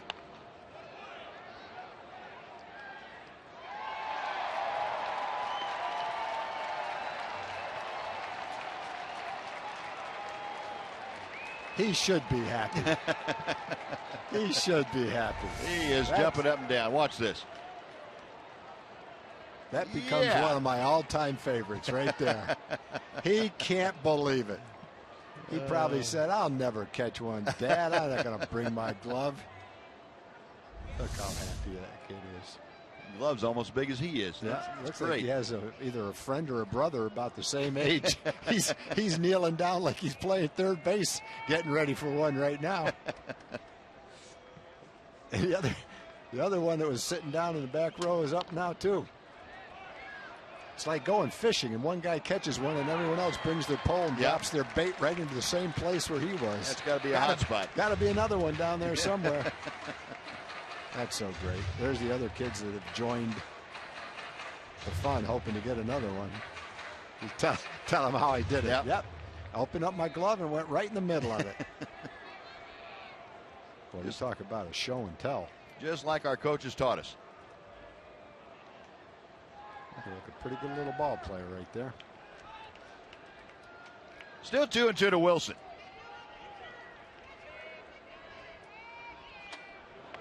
Oh, watch out. Fastball up and in, and that got him on the hand. Boy, fortunate it was a changeup and not a fastball.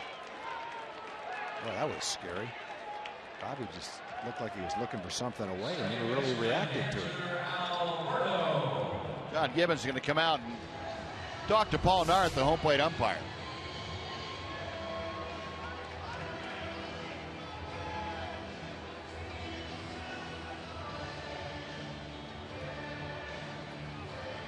That looked like it got the knob of the bat just from that replay. And it sure did. John Gibbons is going to ask the umpires if they might want to review it, and they say, "Yeah, we'll take a look at it." Okay, good for them. They want to get it right. Dana DeMuth, the crew chief, coming down from first base, and he and Paul Narth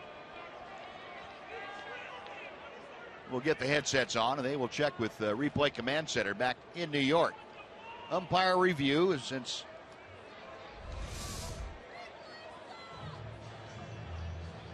the ball hitting right on the end of the bat, kind of that knob of the bat. Don't see that happen very often, but this is one of the areas where, replay in conjunction with having the clarity of these super slow-mo cameras, well, you really get a great idea of what's going on. Can't miss that one. That's beautiful. And for all the folks that don't happen to be fans of replay, this is what it's for, to get the call correct. And you've got an opportunity now with the advance in technology and the ability to look at plays that closely and with that clarity, so you can get the call correct.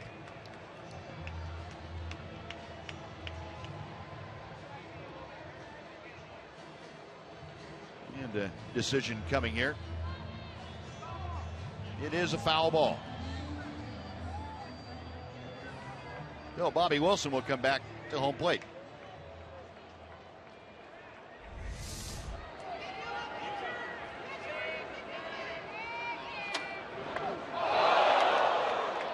If that made that sound and actually hit him, he'd probably still be holding his hand. I would think so. No, Bobby Wilson back to the plate. 2 balls, 2 strikes the count after that reviewed foul ball. Elvis still out at second.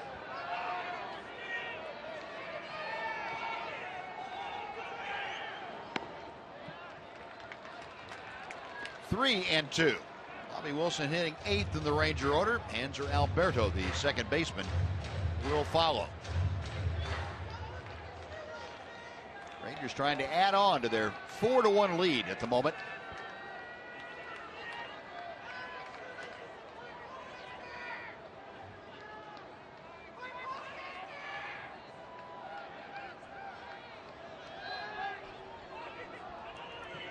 Troy Hawkins didn't quite pick up Cliff Pennington in time to make a real quick move back to second.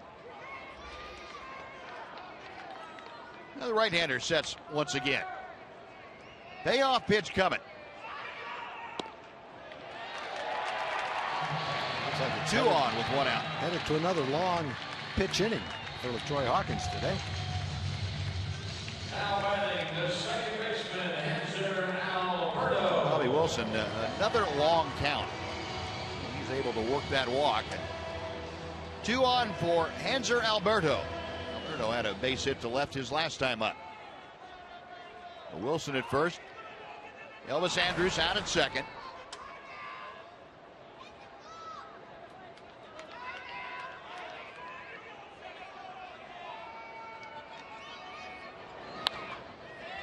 And Alberto's first ball swinging shallow right field. Bautista there to make the grab. 2 gone.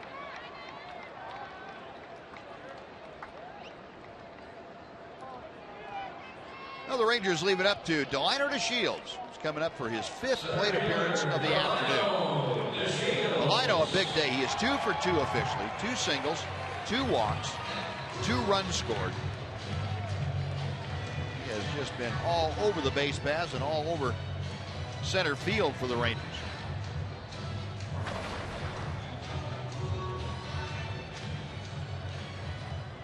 Yonder Navarro will have to say something to LaTroy Hawkins.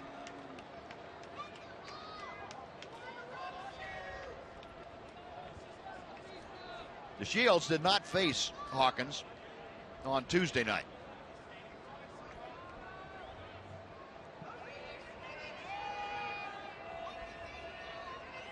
Delino with an average at 259. 1 ball, no strikes.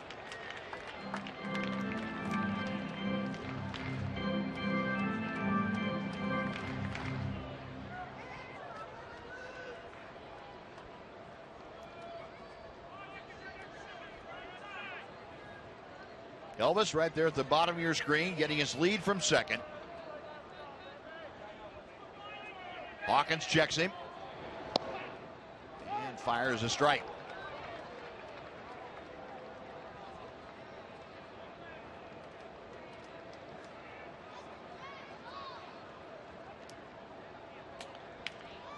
I'm not sure that Delino DeShields' heartbeat ever gets much above 50. Looks like he's, except when he's rounding the bases, I guess. It looks like he's in total control of himself, of his emotions. Well, it's nothing new to talk about. We've talked about it a lot, how calm and patient he is at the plate for a young player. I'd say right about when he gets to second base, Buzz, his heart starts to pound a little bit. Only because the energy it takes to sprint around the bases. Now that was the play, and has been the play of the game so far. 2-1 the count to him here. Now 3-1. Well, Troy Hawkins, as you mentioned, Tom, upper 20s to around 30 pitches the other night, and he's back up in the mid 20s here today. Got 2 on and 2 out.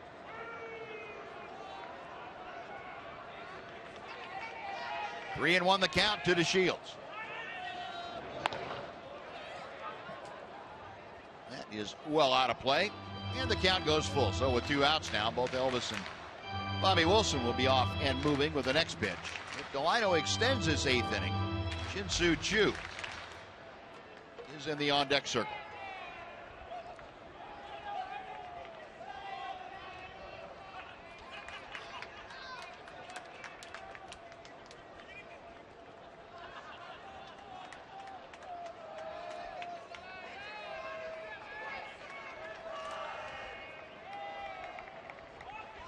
Hawkins ready to work. Andrus and Wilson with their leads. They are on the move. Payoff pitch is low. Ball 4. And that loads him up for Choo. Just another game where he shows unusual patience for a young player in the big leagues for the first time. He's had a couple of base hits and walked 3 times today. It was not like quite the same as when Bautista walks. And when Bautista walks, the pitcher's trying to almost pitch around him because of the power that he has, and not taking anything away from the offensive capabilities of Delino, but they're not worried about him hitting a ball out of the ballpark, even though he can do that. They're trying to throw him strikes. If it's close, he's just not swinging at it. John Gibbons will go out and take the ball from LaTroy Hawkins. He wants another reliever to come on in. So we've got a pitching change again underway here at Globe Life Park. Rangers threatening to add more to their 4-1 lead. We'll take a timeout. We're back to Arlington right after this on Fox Sports Southwest.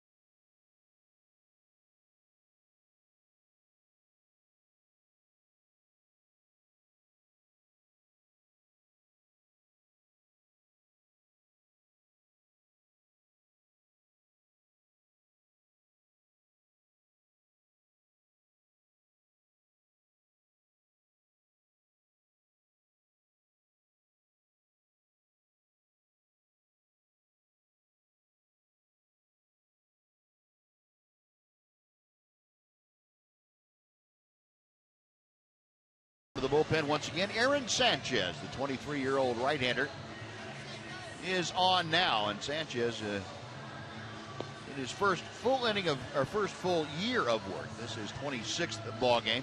He had 24 games last year with the Toronto Blue Jays. Went 2-2 with a 1.09 ERA. Very impressive numbers. The league just hitting .220 against the young man from Barstow, California, the high desert of Southern California. So Sanchez on to face Shin-Soo Choo with the bases full and 2 away. Choo had a base hitting. A ground ball right off the bag at second base, caromed over the head of Ryan Goins and into center field for his hit. 1 for 4 today. Got the bases full of Ranger teammates with Andrus at third, Wilson at second, and DeShields the runner over at first. Choo in his career has always enjoyed these bases loaded situations at .351 career mark. 1 ball, no strikes.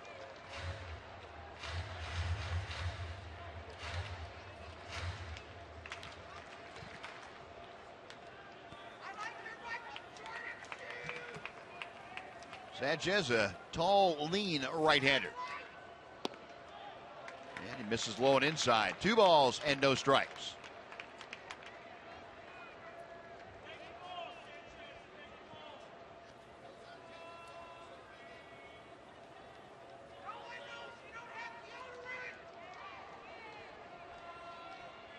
Choo waiting. The 2-0 pitch. 2-1.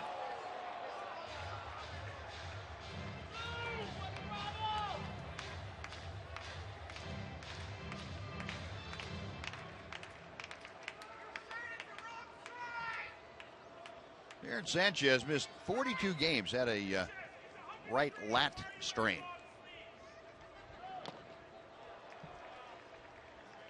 He had a good live arm. Rushed that ball to home plate in the mid-90s, sometimes upper 90s. 2-2 to Choo.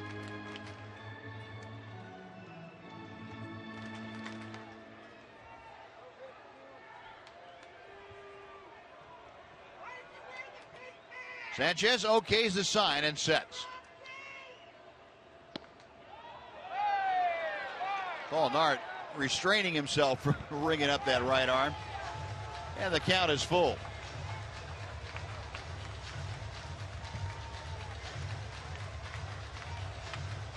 Paul Nart flinched on that last pitch. He was thinking about calling it. No, don't think so. You got it right, though. Yep. No, full count. Runners on the move with 2 outs. Payoff pitch. Skied to center field. Pilar calling everyone off. Makes the catch. And that'll do it. Rangers get a hit in 2 walks. Leave the bases full. We're going to the 9th inning. It's Tally time at Globe Life Park in Arlington. Rangers leading the Blue Jays 4-1.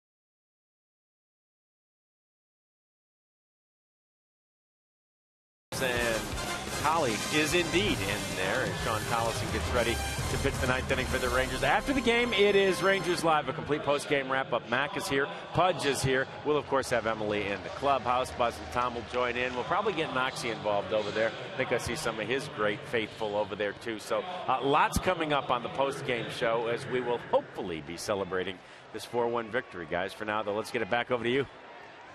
All right, John, thanks very much. Yeah, Sean Tollison, his 58th appearance of the year. And the last one, just his second blown save of 2015. He is 25 of 27.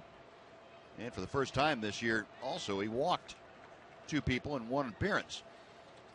Well, if Sean goes the same amount of time between his next blown save, it'll be next year. Won't be this year. That's right. So we'll take that. Defensively, Ryan Strasburger has entered the game to take over in left field. Will Venable moving from left to right. Shin-Soo Choo out of the ballgame. As Tollison falls behind 2 balls and no strikes to Ben Revere. Revere is 3 for 3 today. All 3 singles. There's a strike. 2-1. Tollison entered the ball game on Tuesday night. Faced Russell Martin as the first hitter. Revere drives it to center. That is playable as Delino DeShields retreats. That's his best bolt to center field, too. He hit that as hard as he can hit a ball to center field, about 395 feet. He's swinging the bat. He's swinging the bat well right yes, now. He is. No, a very big out number 1. And Cliff Pennington now will come up. When Tollison came in the other night, he walked Russell Martin. And that started the problems. He got Kevin Pillar, then Ben Revere also walked. And with 2 outs, that set the stage for Troy Tulowitzki's game-tying soft single to left field. But Tollison pitching from behind in almost the count to almost every hitter. 0-1 to Pennington, who is 0 for 2 with a walk. And a changeup floats in. 0-2.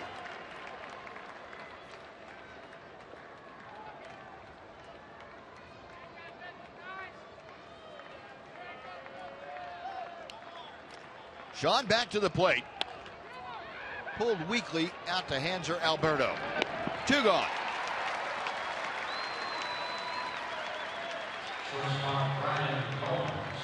And Ryan Goins now will come up to face Tollison.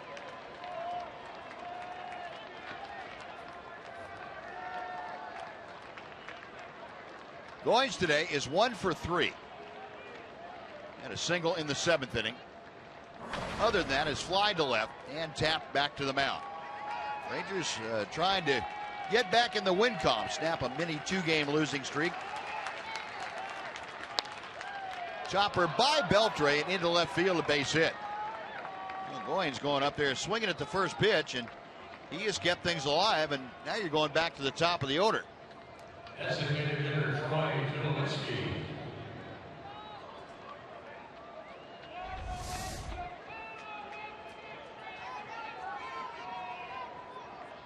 We talked about Goins a little earlier. He's came into the game with a .230 batting average. It's gone up a little bit today, but recently, last 20, 21 ball games, he's been getting on base a lot. Goins taking off for second. He will reach there unopposed as the first pitch is high to Tulowitzki. No defensive indifference, allowing Goins to get into scoring position. Tulowitzki is 0 for 4 today. Biggest at bat he had was with the bases loaded in the 7th inning against Sam Dyson. Lines this one foul down the left side and a couple of feet past the chalk. Yeah, I'm kind of rooting for getting Tulowitzki right here. Otherwise, starting to get into some scary territory. Yeah, and that would bring the tying run to the plate. Yep. There you go. Yeah. That's what little kids do. They throw it when they get it.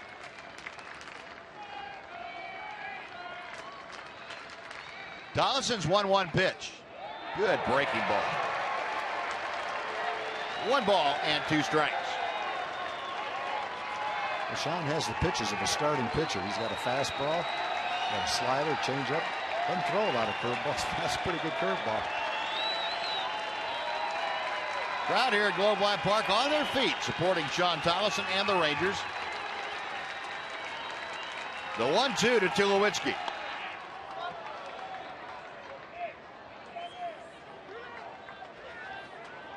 Rangers trying to get their 65th win of the year. That would put them back at 4 games over 500.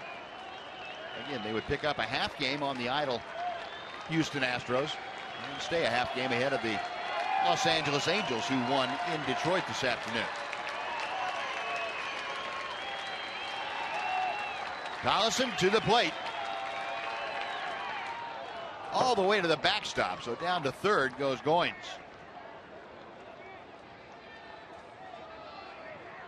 Wild pitch. And the count is 2-2 now.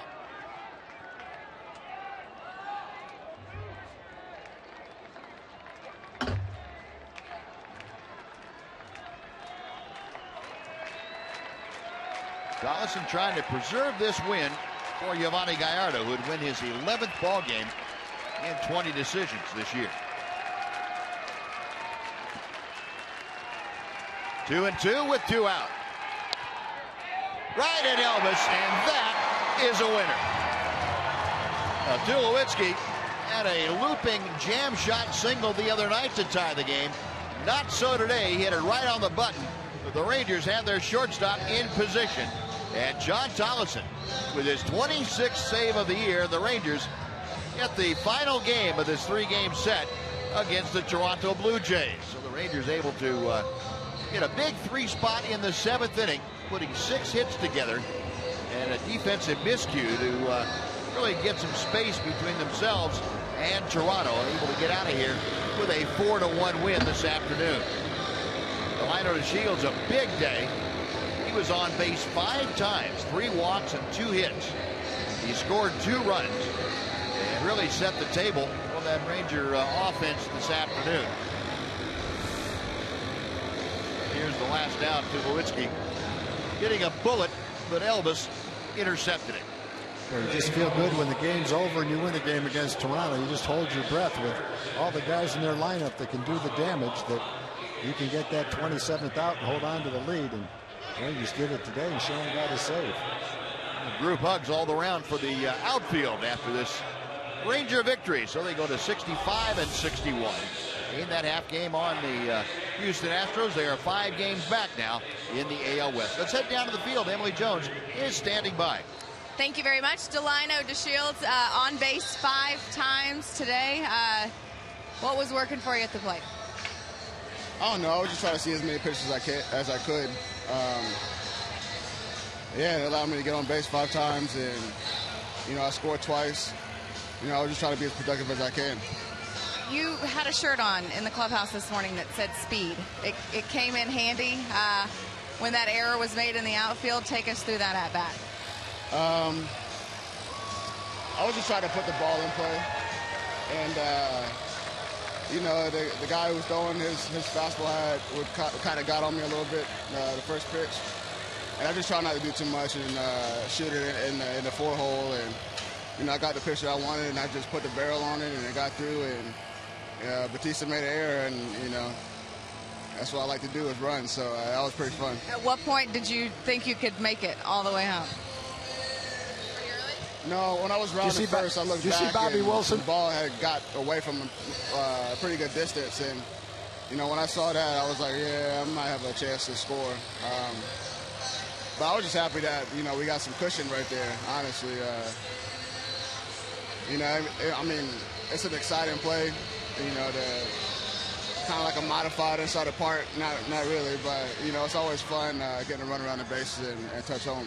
Delino, thanks for the time. We appreciate it. Congratulations on the win. We'll send it back now to you guys. All right, Ann, thank you. Well, Delino having a great time, and the Rangers having a great time. How about Bobby Wilson getting interviewed by Jim Knox? He doesn't even move. And Elvis Andrus probably doing him a favor. He caught 9 innings back there. He just kept talking. Yeah. Said, what's the big deal? I was kind of hot anyway. He took the fun right out of it for Elvis. Great times at the ballpark. Rangers win at 4-1. We'll be back with more from Globe Life Park right after this on Fox Sports Southwest.